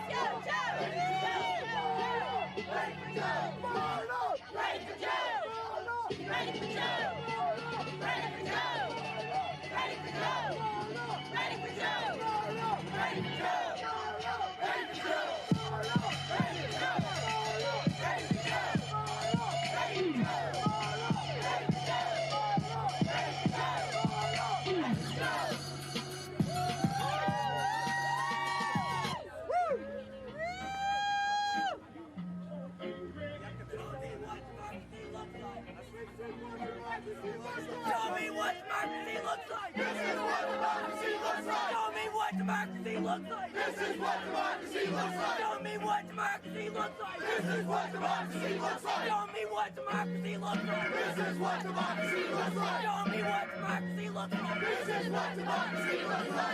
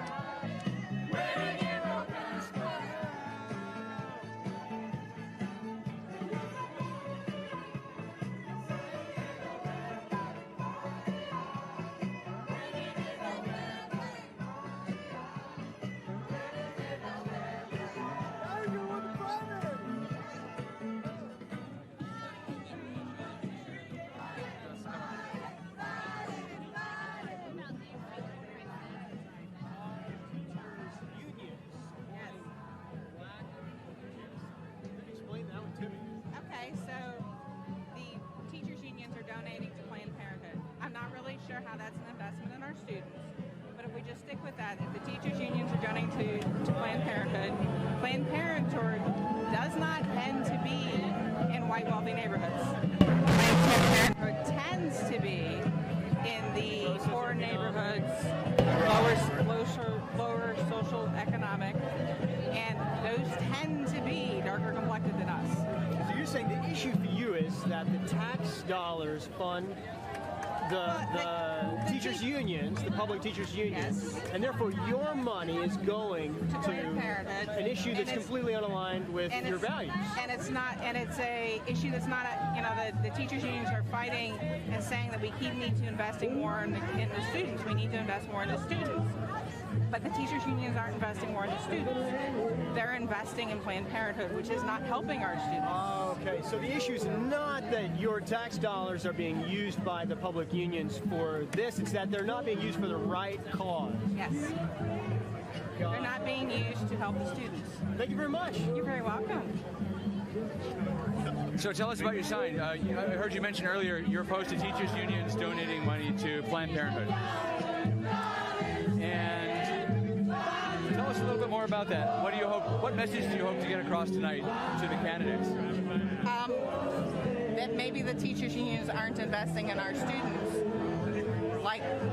And so maybe their support of the teachers' unions and their lack of support for school choice is not helping our students. School choice, interesting issue. So I don't think any of the candidates on stage right now supports school choice. I could be wrong. No, either.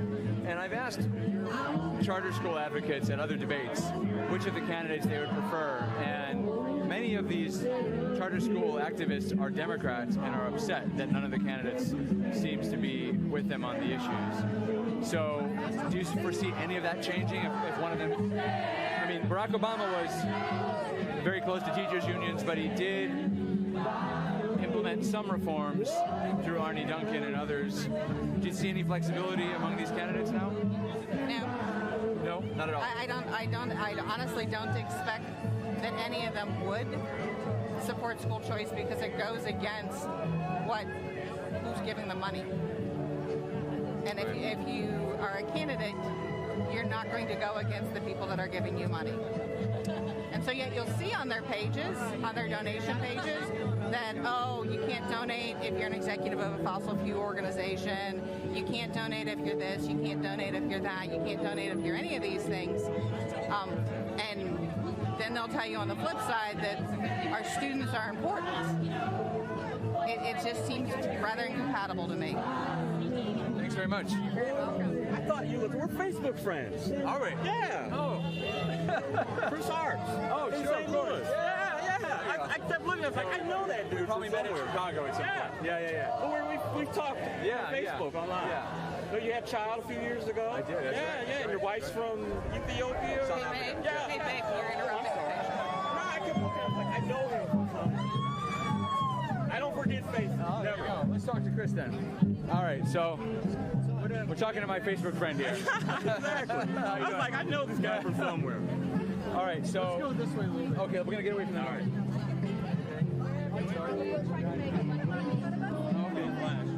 So we're gonna get out of the noise a little bit. This is Democrat. We'll talk to you guys in a second.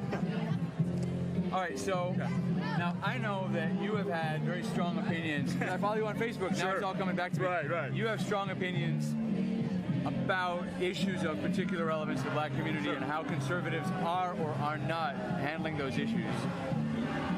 What do you think of the job President Trump's done so far? I think President Trump, if you just look at his record, has done a great job. We've got the lowest unemployment ever. Women have the lowest unemployment ever. I think Donald Trump gets railed on by the Democrats and by African Americans, but I can't really think of a Republican president in my lifetime that has reached out as much as he has, and I think that's a good thing for the party. Now, I've been to some of the events in South Carolina, specifically with the black community at historically black colleges and so forth. And at least for the activists and Democrats who show up to these events, just to say the name Donald Trump is enough to say, hey, we got to get rid of this guy. That's what the black community needs most right now, is to get rid of President Trump. What do you say to Democrats who think of the world that way? I say, why do we need to get rid of a president where we have the lowest unemployment for our people ever? The economy is the best it's ever been in 50 years. In my opinion, we are respected around the world again from different countries. I don't see why we need to change. To me, I always say this, that this is a great opportunity for African Americans.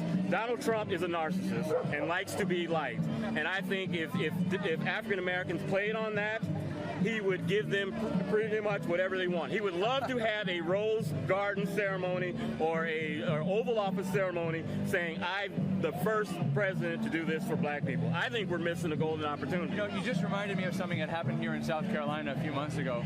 Donald Trump got an award from an African-American organization, a bipartisan organization, not a conservative, not organized for a political purpose, but he got an award from an African-American organization because of criminal justice reform.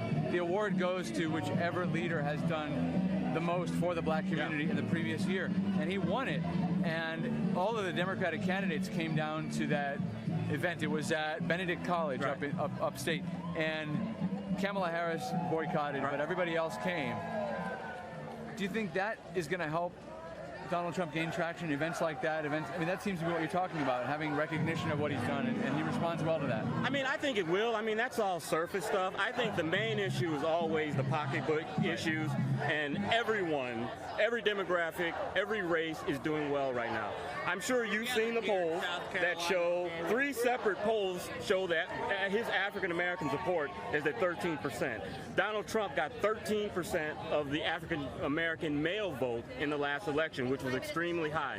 I think Donald Trump's support is just like it is for the overall general population. He may be at 47 or 45%, but I think there's 5 to 7, maybe 8% that's built into that of people that will not tell the pollster that they support Donald Trump. And I think that came to fruition during the election when Hillary Clinton was the one that was supposed to win the election, according to the polls. We are presented with a curious spectacle this evening of having a stage with candidates, all of them are white, making a pitch to an electorate that's 60%, maybe 2/3 African American. They're all trying to outdo one another. Tom Steyer talking about his contributions to the black community, Joe Biden talking about his association with Barack Obama. Do you think any of them, any of the Democrats, is convincing African American voters on the Democratic side to support them? I think I don't know if it's so much they are supporting that particular candidate. I think a lot of African Americans and a lot of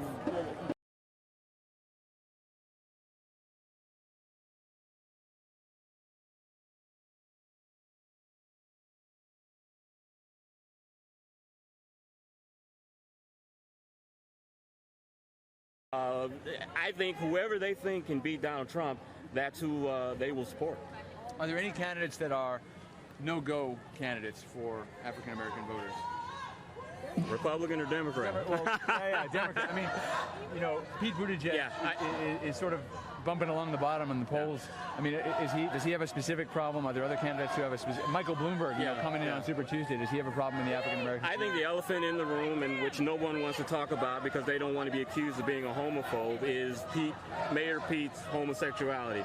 I think among my generation, I'm 50, my parents' generation, that's just something they will never accept. But I think the younger generation, my daughter's 24 years old, 25 years old, the millennial generation is much more open to that. And if you look at Mayor Pete's polling, he does pretty well with African American millennials, but the older folks don't really want anything to do with them. Interesting. All right, well, here with Chris Arpson from St. Louis, Missouri. It's funny.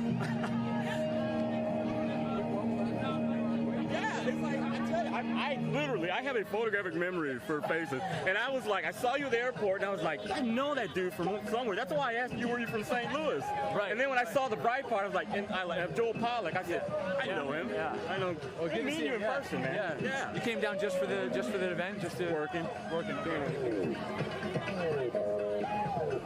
All right, man. Are you going to be going with the other candidates around? I'm going to be here for the whole week. I'm going to go to the outside. Yeah, so much. All right, good seeing you again. Good to meet you. All right.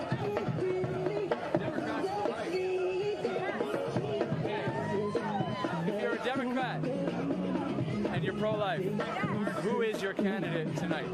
Wow. There's not one that represents us here Nobody. tonight. No, nobody represents us. I think when you look at Bernie Sanders, he said that you have to support abortion to be a Democrat.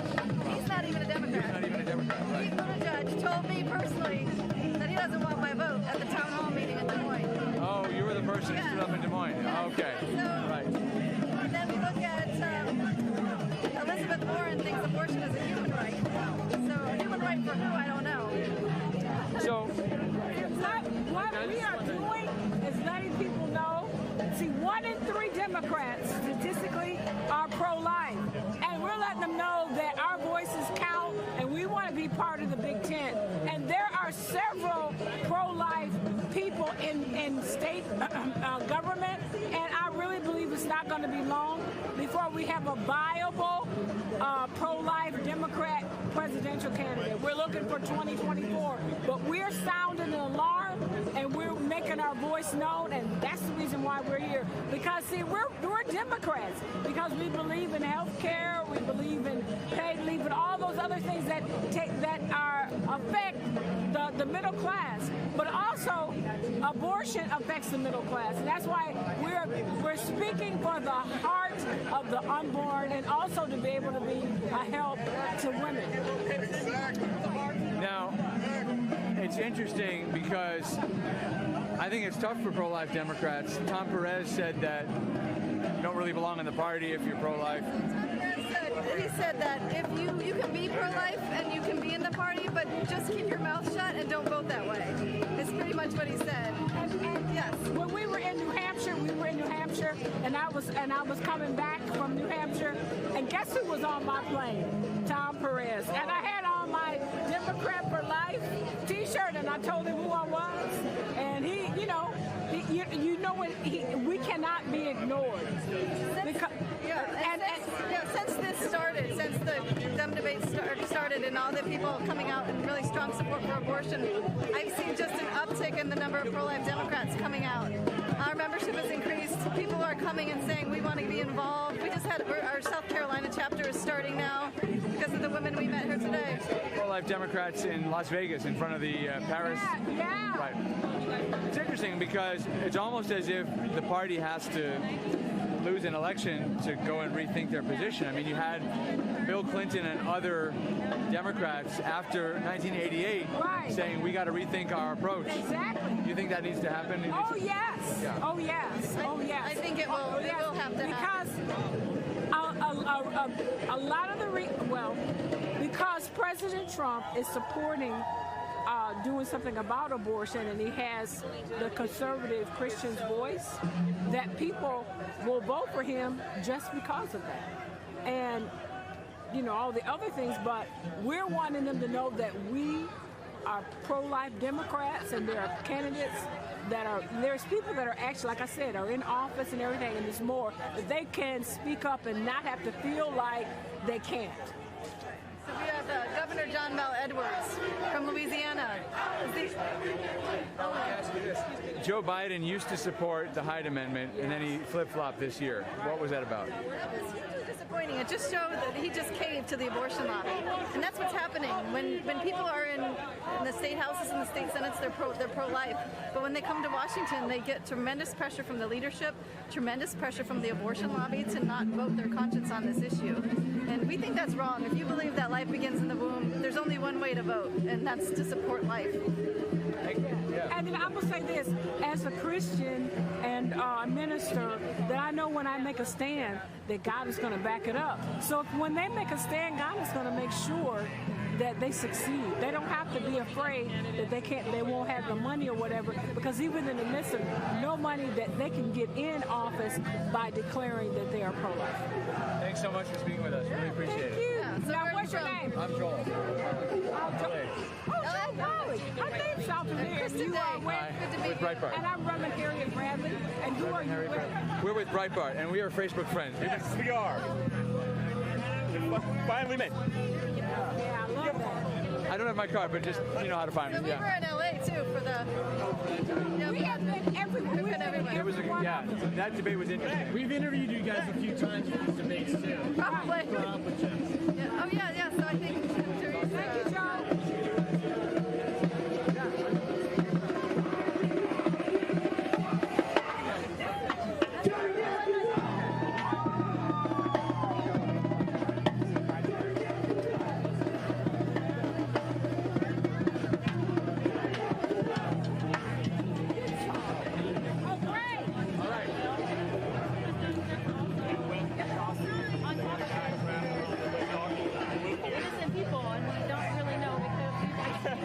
We're going to ask him about criminal justice reform because his T-shirt says, "Ask me about criminal justice reform."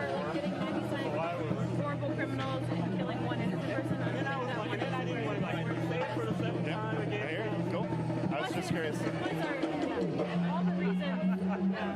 Can I ask you about criminal justice reform since that's what it says on your T-shirt? That's what it says. We're up here from all over coming into South Carolina to try and build a coalition, a broad-based coalition throughout the state, specifically aimed at criminal justice reform.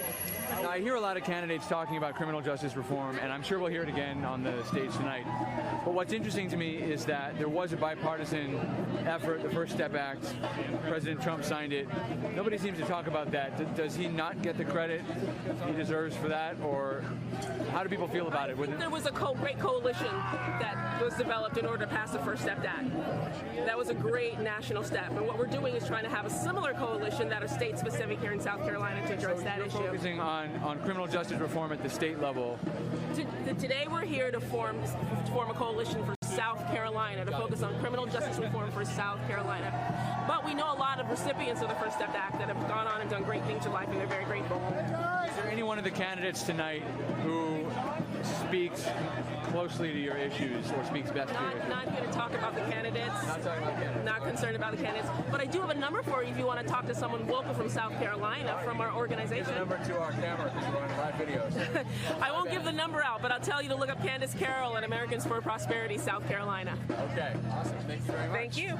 All right, criminal justice reform. We got the Biden street party over there. They've been going all night. They've been going all night long. If you haven't checked it out, you good. He's breakdancing while he's trying to breakdancing and the drum and everything. Good stuff. We got the polar bears. We got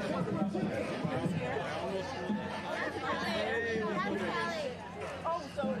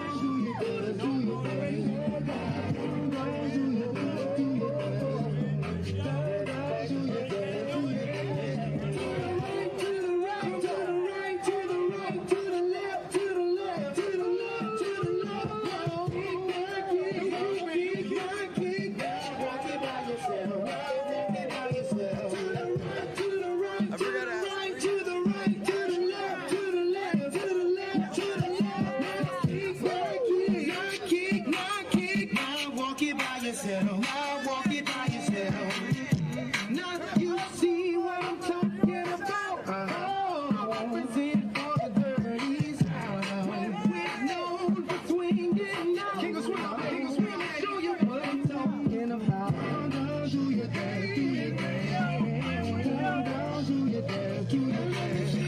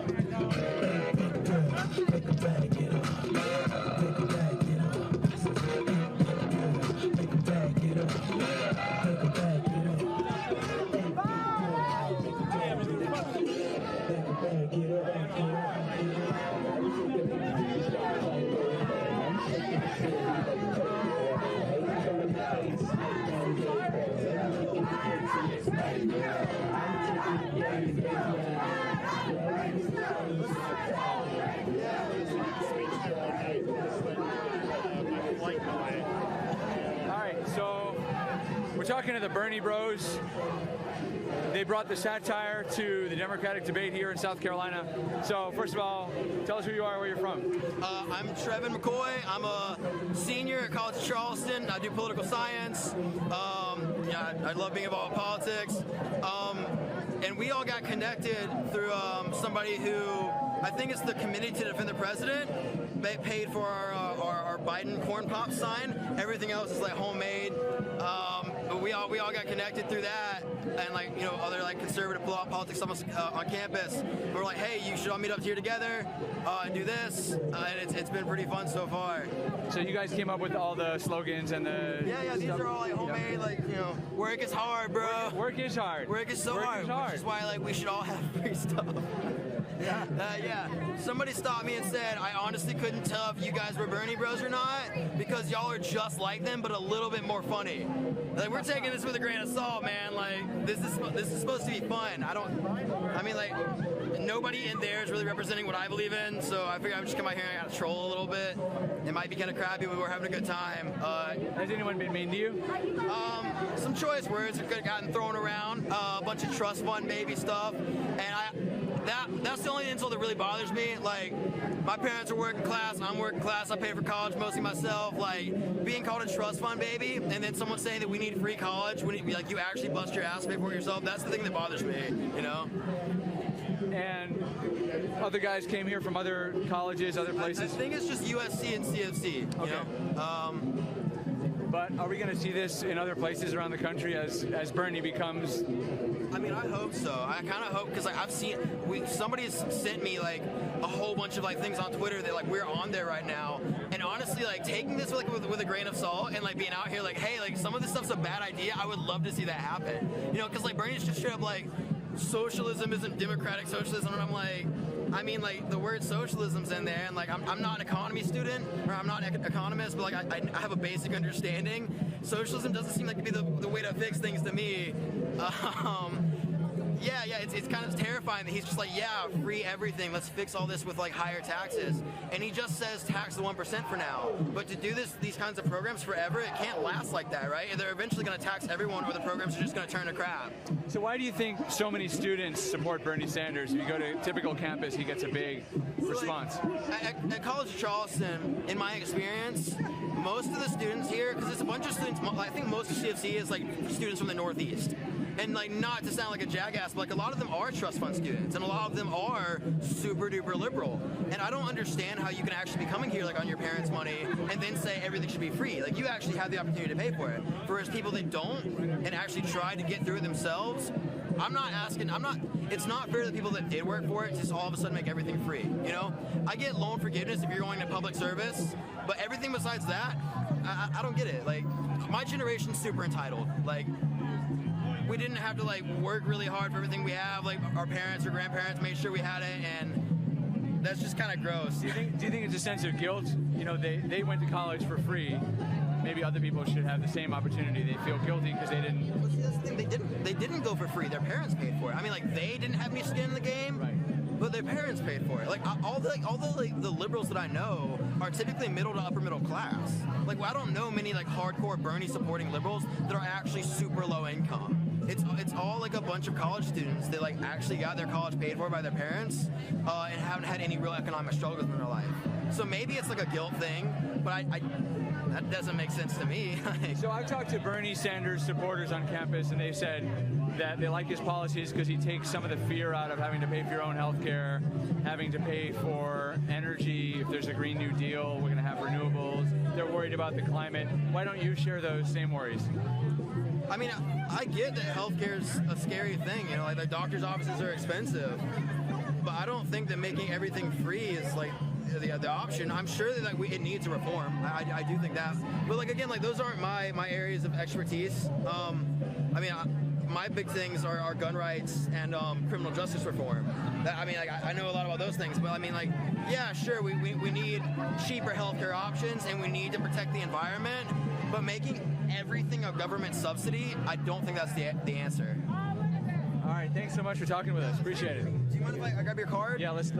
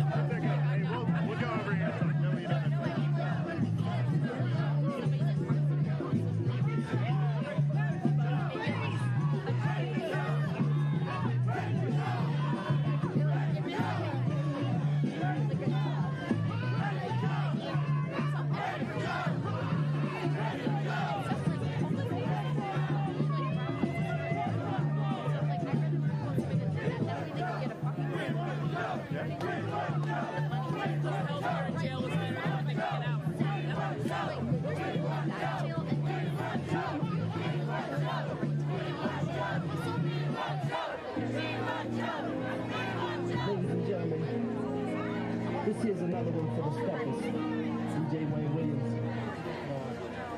No, we can't do that. We got one of those in the White House. We can't do that. They hate us because we're trying to use our First Amendment right. We keep getting in my way for no reason. It's everybody's rally. You don't own the land. Okay, well, I'm not saying anything against Biden. What do we need to engage? I can't stand these people. Absolutely, we are all welcome. I think you guys have just as much. Why y'all not in y'all own camp?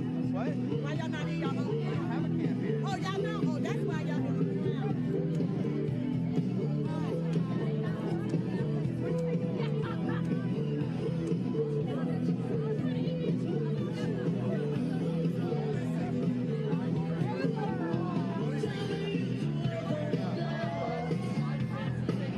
First Amendment right.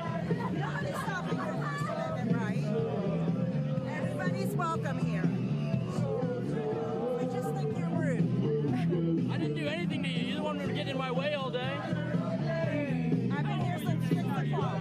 Oh, you're a little late there. I've been here since 4. 6 a.m., buddy. Oh, I didn't see you earlier. Must not have been out. She's probably sleeping. Hold on to what you got. It doesn't make a difference if we make it or not. We got each other, and that's a lot for love. We give it a shot. Oh, I'm waiting. Whoa! If you stay, take my hand. We'll make it our way.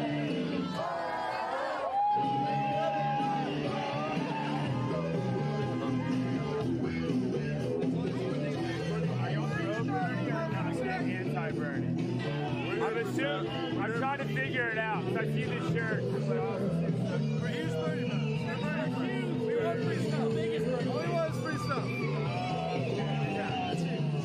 And it's not free, we don't want to. All day and just having sex over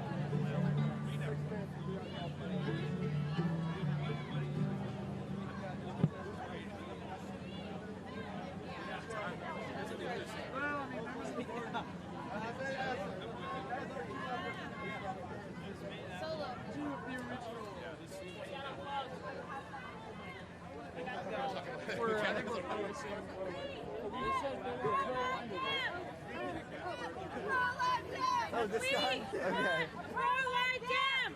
We want a pro-life dam! We want a pro-life dam! We want a pro-life dam! We want a pro-life dam! We want a pro-life dam! We want a pro-life dam! We want a pro-life dam! We want a pro-life dam! We want a pro-life dam! You're lucky. Hey, we started.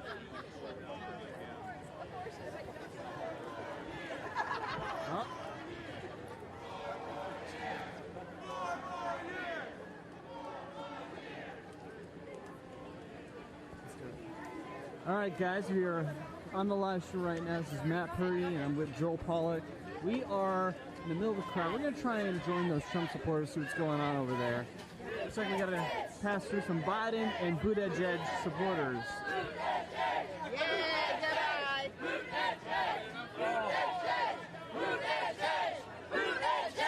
Buttigieg!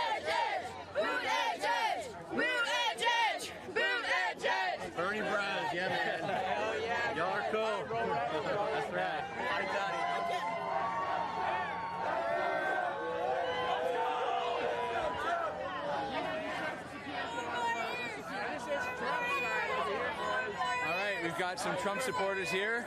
We should probably get off the street. Trump supporters holding up signs. They've shown up opposite the Democratic debate. And Pete Buttigieg is across the street. We've got the Joe Biden folks. And here are the Trump supporters. Where are you from, sir? Charleston. You're from Charleston? Oh, yes. And what brought you out tonight? Oh, there's the... Love my president. You love your president? Yes, I do. And what do you like about him? Everything. Everything? Everything. I like the economy, the way it's going. My 401k, the hell like, they love it. So what else more could there be? What do you think? We got jobs, we got economy going. Which of the candidates tonight among the Democrats do you think might beat Donald Trump? Might beat him? Nobody. Nobody? Nobody. Neither one of them. Who has the best chance?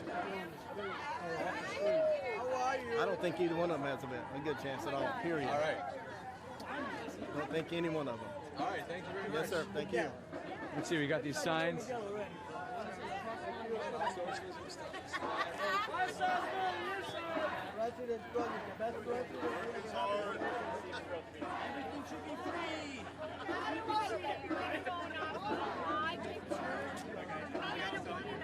Let's talk to these ladies here. Hello. Tell us what brought you here. We came here to rally for Trump and show Trump our support because there's a rally coming on Friday. Right, he's coming on Friday. And are you from Charleston? No, I'm from Savannah, Georgia, but I live in Charleston currently. You currently live in Charleston. Yeah. So do you vote here in South Carolina? I'm 15. I'm not allowed to vote yet. Oh, my goodness. Well, who would you vote for? How many times? As many as it takes. As many as it takes. Do you think that any of the Democratic candidates can defeat Donald Trump? I don't think so. There's more. The last 4 years have been so amazing and incredible, and we have gained so much support over these last few years. Just over the last few years, though, and it's gone crazy. People have been coming to our side and seeing the truth. Awesome. All right. Thank you very much. You're welcome. She's my daughter, by the way. She's your daughter? Yes. I would have thought you were sisters. To be quite honest. Well, that's awesome. Thank you. You do work for the news, don't you? Well, you know. So you still live in Savannah? No, we live in Charleston. Yes. Okay. Yes, she lives with me. She goes to academic Magnet High School. So what issue in particular do you think is driving Trump's support in South Carolina? All issues. More people are working, lowest unemployment for women, for Latinos, for African Americans, for everybody. All Americans are working right now. The economy is up. 7 million people off welfare. I mean, come on. This is an amazing time to be alive, and it's an amazing president who actually got in and for the first time in my life made promises, and he's kept every single one of them. We're building a wall. We're getting border security for her kids. I haven't lived with border security my whole 51 years on the planet. And my father came here from Hungary for a better life for us, and now I have to stand in the street and fight communists in America. I mean, come on. Communism does not work in America. Why do you think socialism is so popular among young people? I don't understand what it actually means. They're seeing the pretty parts of Cuba. They're seeing the pretty parts of Venezuela. They're not seeing that those people are actually eating their dogs and cats because they have no meat. You know, the windsurfer came over here. That was during my teenage years, and I thought to myself as a child, why does a windsurfer from Cuba risk his life to come over here? Because he couldn't even have a hamburger. He cried when he got to go buy a hamburger. I mean, come on. We take all this stuff for granted. And when you raise your children not to understand that you work hard, they don't see you work hard, and they just see you have everything, well, what else are they going to think? But if you teach them ethics and morals and working hard, and you show them that you work hard, and you show what America can give you. I mean, my father came here with nothing, joined the service, and became a pilot.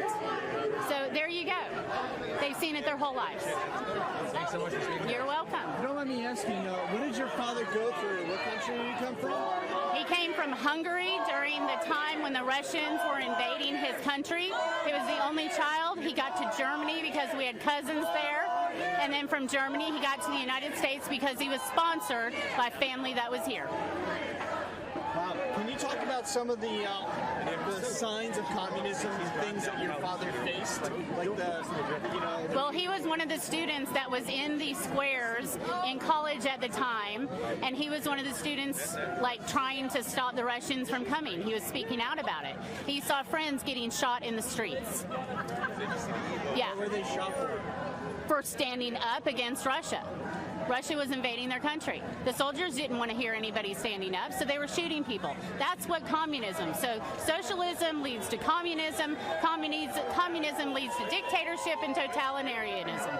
And it's as simple fact as that. What's your name? Yvette DiMaria. Can you spell that for us? Yes, it's spelled Y, V as in violin, E-T-T-E, and it's DiMaria, capital D, small e, capital M-A-R-I-A.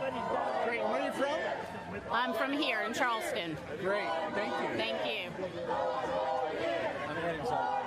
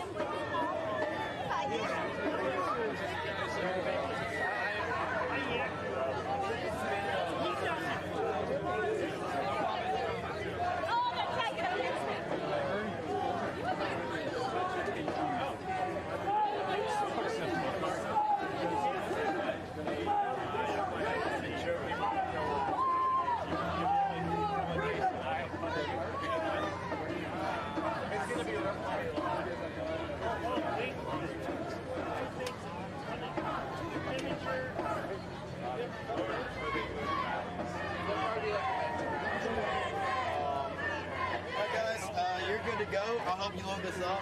He wants me to take it back to James Island.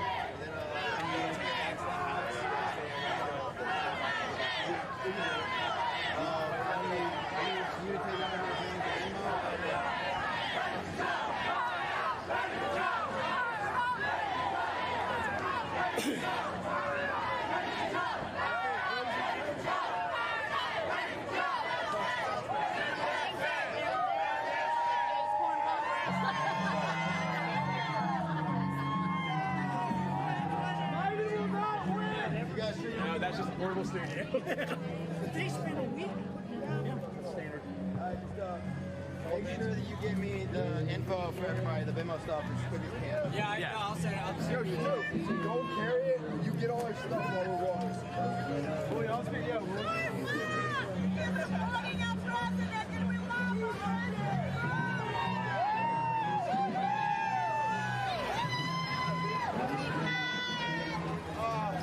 Goodbye to my city. Yeah, those guys are heading back to Columbia.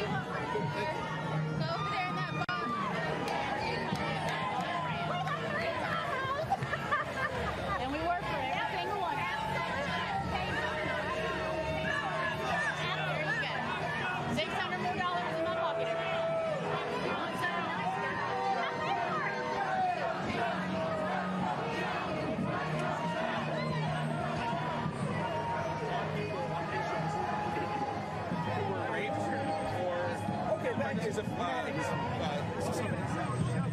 if we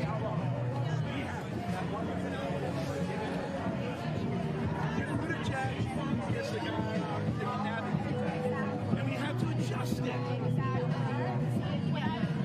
I like Pete Buttigieg when he speaks Spanish and other candidates.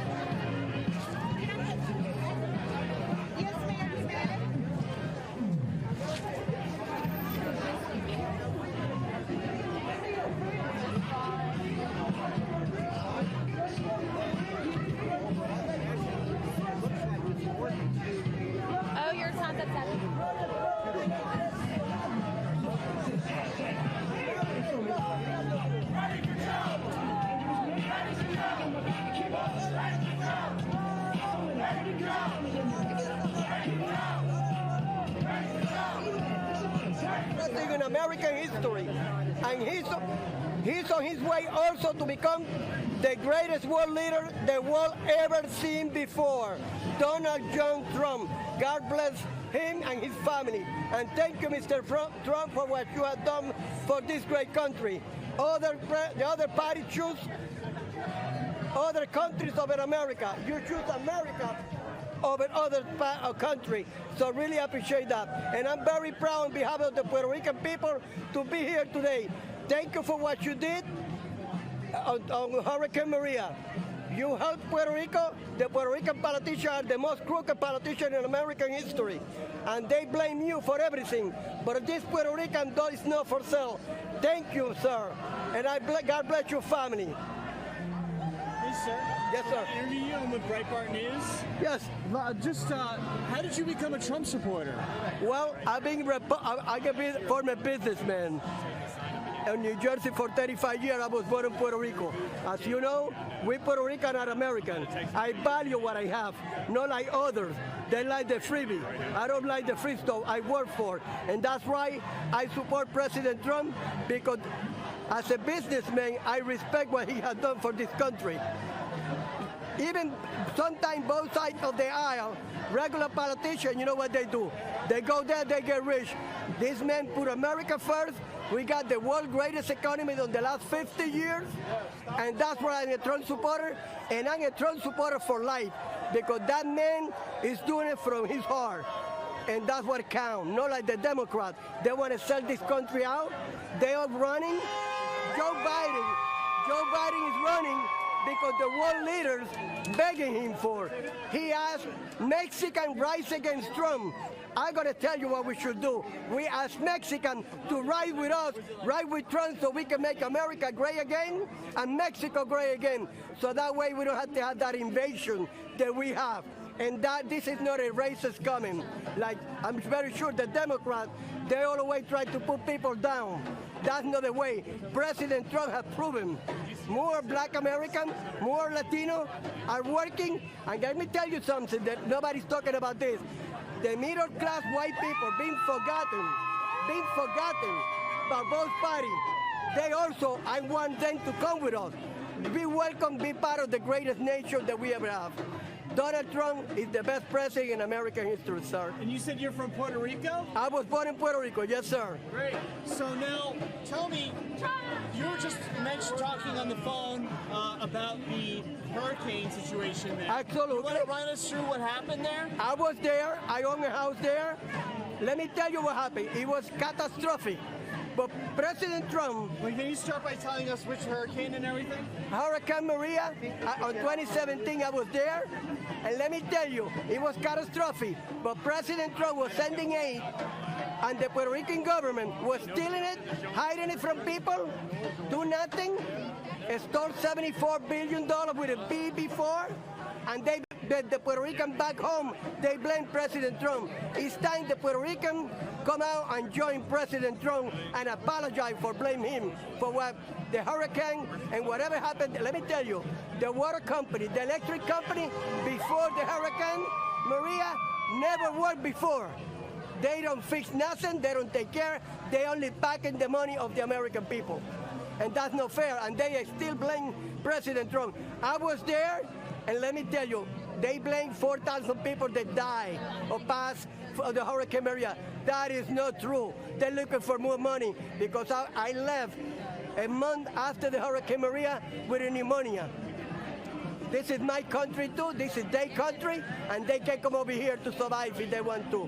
Now, why would the politicians in Puerto Rico, in your opinion, because you've been there, hide those resources of aid? I'm going to tell you why, and I'm very sure the Democrat has something to do with that. They probably contact them, hide that, so that we can blame Trump that he never sent aid to Puerto Rico. That's my own honest opinion. Now, I'm going to tell you more. I believe Washington is using Puerto Rico to money laundering. Most of that money they sent to Puerto Rico never reached there either. They crook there, and they crook on Washington. And you know, I think the last bill, President Trump don't sign it, they want $18 billion more. He's right.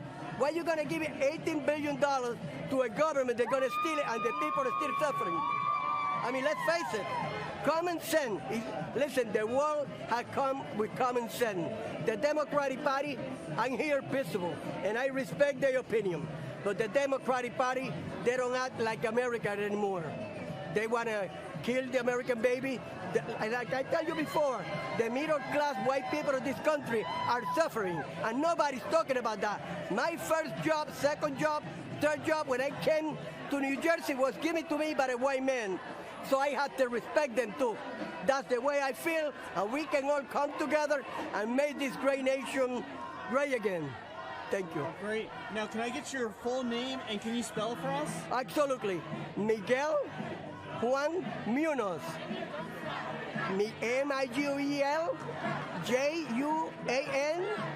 My last name is Munoz, M-U-N-O-C, with a C. And I was a former businessman, realtor back in New Jersey, own restaurant, construction company.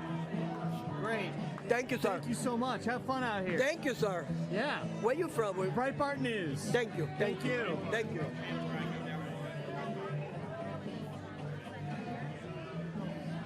All right, y'all, we're going to do a big Trump chant here in a minute.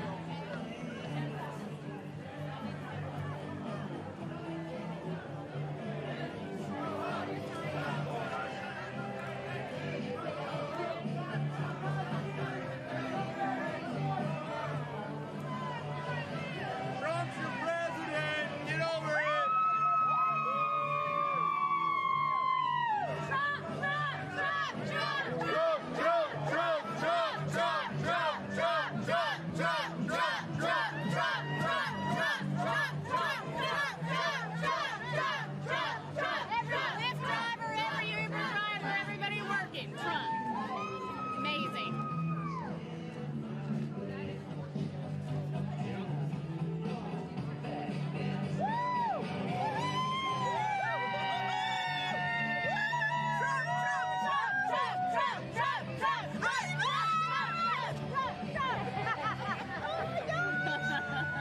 Oh, guys, we're having fun out here. Oh my gosh, let me put my check on the floor. Huh? Hey guys, it's Matt Purdy with Breitbart News. I'm going to do a real quick battery switch. It's only going to take me about 10 seconds, more or less. So just stand by while I remove one battery, put the other one in. I'm going to keep hanging here as long as I can. I will eventually have to jump off to cover the debate. But stay tuned, guys. I'm just going to switch a battery real fast, not going anywhere. When you see it go to black, just hang tight.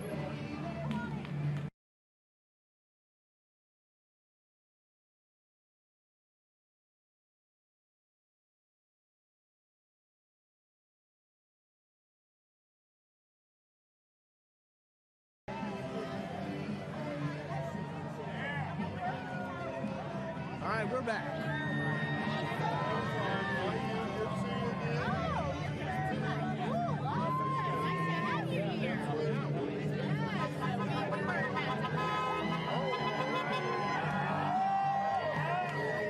No, who they're beeping for? They're beeping for. I don't think anybody. I hope I get.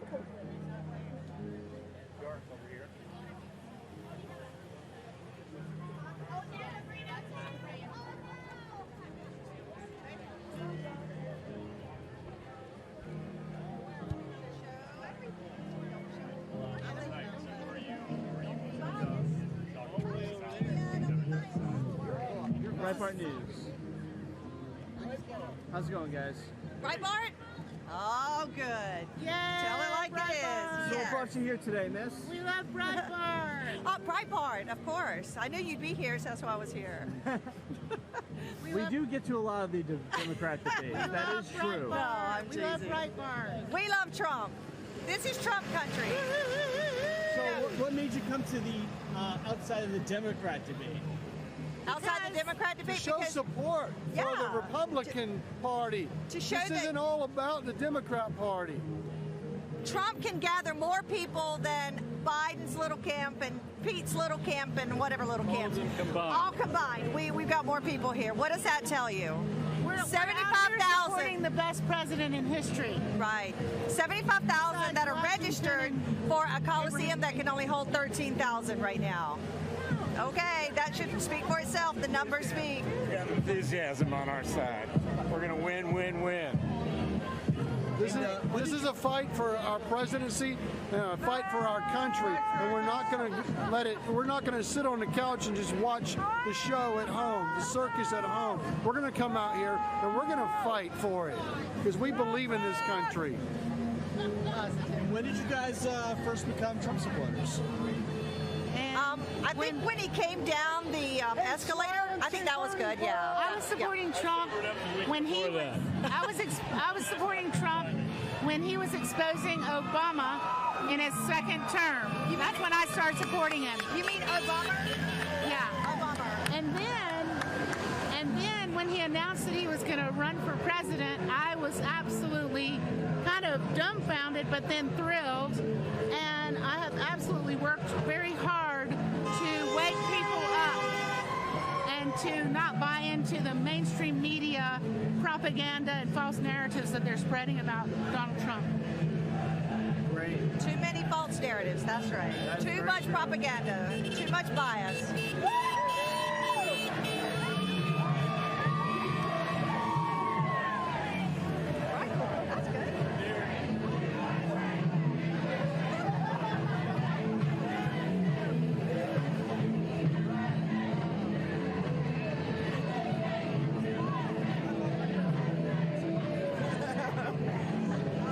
Now, sir, you were just saying that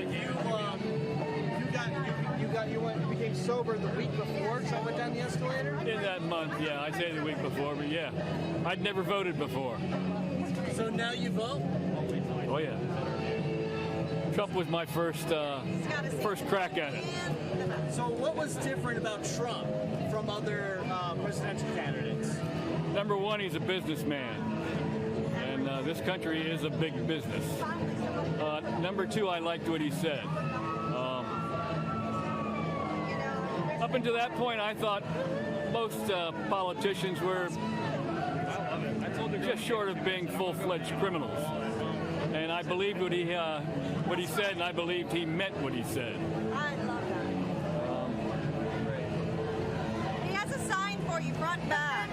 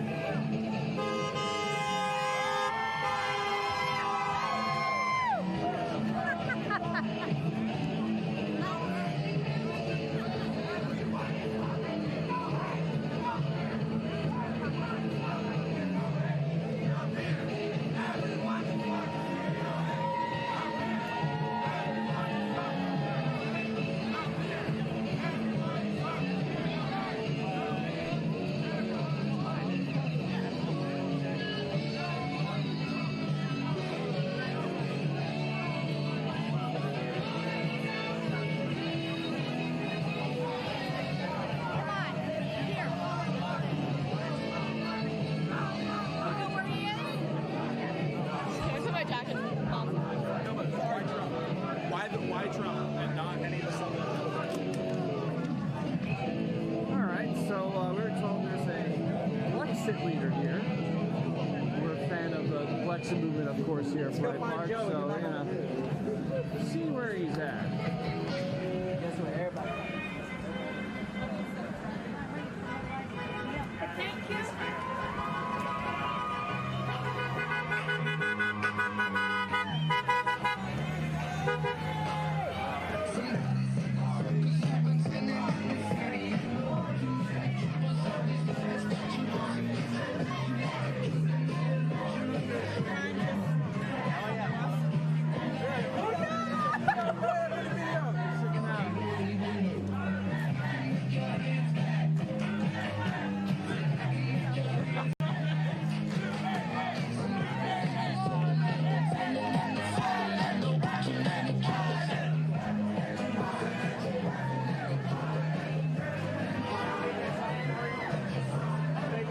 You're one of the Brexit leaders? Huh? Are you one of the Brexit leaders? Yes. Hey, let me call you back. I'm at this. I'll call you back because it's hard for me to hear. Okay. Yes, I'm the. Okay. All right. So, what's your name? My name is Jonathan Thrower. They call me Shakim. I'm the state director of Brexit, South Carolina. Great. And what brought you here today outside the Democrat debate? Well, I gotta hang out with my team right here. Trump 2020. So we came out, showed some support. Was kind of having a little fun, talking to some people on the left, talking to our conservative friends. So, just having a little conversation. So how did you first become a Trump supporter? Well, I've really always been a conservative, right? So a lot of my views have been conservative. Trump kind of won me over a lot with like prison reform. We got a lot of individuals in the prison system, especially federal prison. And what happened is, with the First Step Act, a lot of people who were incarcerated were able to actually have an avenue to come home. I know a couple of individuals in prison now who I did time with because I did 8.5 years in federal prison. So by me being in the prison and knowing, I understand how important prison reform is. You see, a lot of times those of us on the street, we don't think about the people in prison. So when you had a young lady who got pardoned after 25 years or had a life sentence, we got to look at that and we got to say, you know what, that's growth. Another thing, right, about prison reform. When you look at the mandatory minimums and a lot of things that the federal prison has that's keeping people incarcerated, we got a lot of work to do and we got to move the needle. I love it, the opportunity zones. That's a good thing. That allows us to invest in underserved communities that give us opportunity to provide jobs and to build up our communities. Great. Now, tell me, what convinced you to make the transition to becoming a Brexit leader? So I've always been a Candace Owens fan. I love Candace Owens. I think she has a brilliant mind. So just talking to, Brexit National and members and, I decided to take on the task. For one, the Democratic Party has played with the black vote for so long. The Democratic Party has used the black vote for their advantage, and they have done nothing in return. The cities are still in a dilapidated state. You have a lot of corruption. You still have a lot of dirty politics. So we feel as though since the Democratic Party is not doing what they're supposed to do, then there needs to be a mass exit out of the Democratic Party. And we need to start talking about conservative values. Now tell me also, if you had an opportunity to speak with Bernie Sanders, who seems to be probably the most popular candidate at the moment, what would you say to him? Stop lying to the people, Bernie. That's my thing, is stop lying to the people. I mean, we understand the concept of, free this, free that. It sounds good. Ideologically, it's not feasible. So don't come and promise me something that you can't deliver on. So I'm tired of a lot of the false promises that they come in the black community and tell the people and they know they can't deliver on it.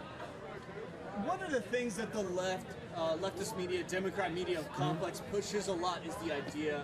They're trying to push the narrative that Trump supporters are racist, conservatives are racist.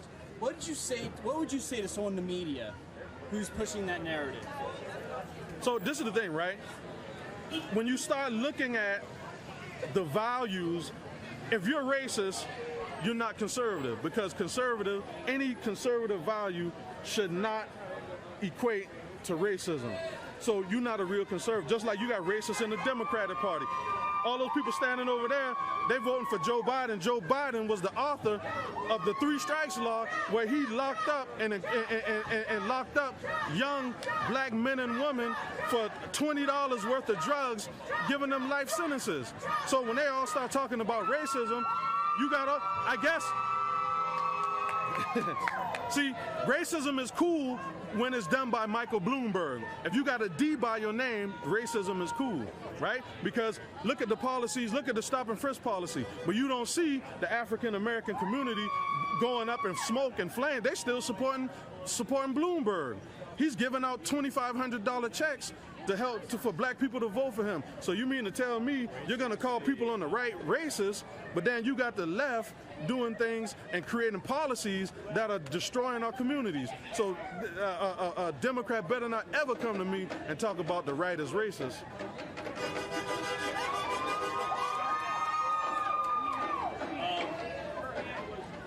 One of the things that I'd like to ask about is this is going to be all me. Okay. Tom Steyer. Okay, there he is. Get some good editing. What would you say? I mean, let me ask you this about: do you encounter any harassment or people giving you a hard time for your political beliefs? They do at times, but I'm 6'7", 350 pounds, so you don't want to do too much harassing on this end, you know. So they stay their distance, you know. And when you're talking to other people in the black community, what are some of the things that you bring up in order to convince them to move away from the Democrat Party, if that's your message? Okay, so this is the thing. In the black community, we always talk about systemic racism, and you talk about, you know, the government being racist. So I ask everybody in the black community, why would you vote for somebody who's going to increase government in every aspect of your life, but then you feel government is racist? You feel like institutional racism is a problem, so why would you include government in your health care? So when has the government ever been successful in running everything? You say that the schools are you say that black people will say that schools, public education is discriminates against black people. So if you're saying that the public school system discriminates against black people, why would you want more government in your health care? Why would you want more government in any aspect of your life? So that's where you kind of really start getting the wheels turning. Right. Can I just get your full name and can you spell it out for us? Okay. Full name, Jonathan, Jonathan, last name Thrower, Thrower. Great, and where are you from? North Charleston. And can you, do you have anything you want to plug? Hey, Blexit, South Carolina, Blexit is the movement. Great, thank you so much for your time. Yes, sir, no problem, take care. You too. All right, guys, we're here at Breitbart News. We were just live here. We're still live. I'm just going to move around here, get one last wide glance at the crowd. I have to go inside this place and get ready to cover this debate. So I'm going to wrap up this live stream. But I do want to thank you all for tuning in. You guys are the whole reason why we are successful. We love our viewership. You guys, we're very thankful and grateful for your support. Please tune in to the debate coverage at Breitbart.com, on Breitbart Facebook, Twitter. We're going to be covering everything about this debate. Come to us. We're going to be doing lots of fact checks. We're going to be holding their feet to the fire. And we're going to sit back and watch this fun debate and see what ends up happening. So, guys, thank you so much for joining us. This is Matthew Purdy with Breitbart News. Have a great evening, guys. Take care, and God bless. Yay! I can say that now. Good job.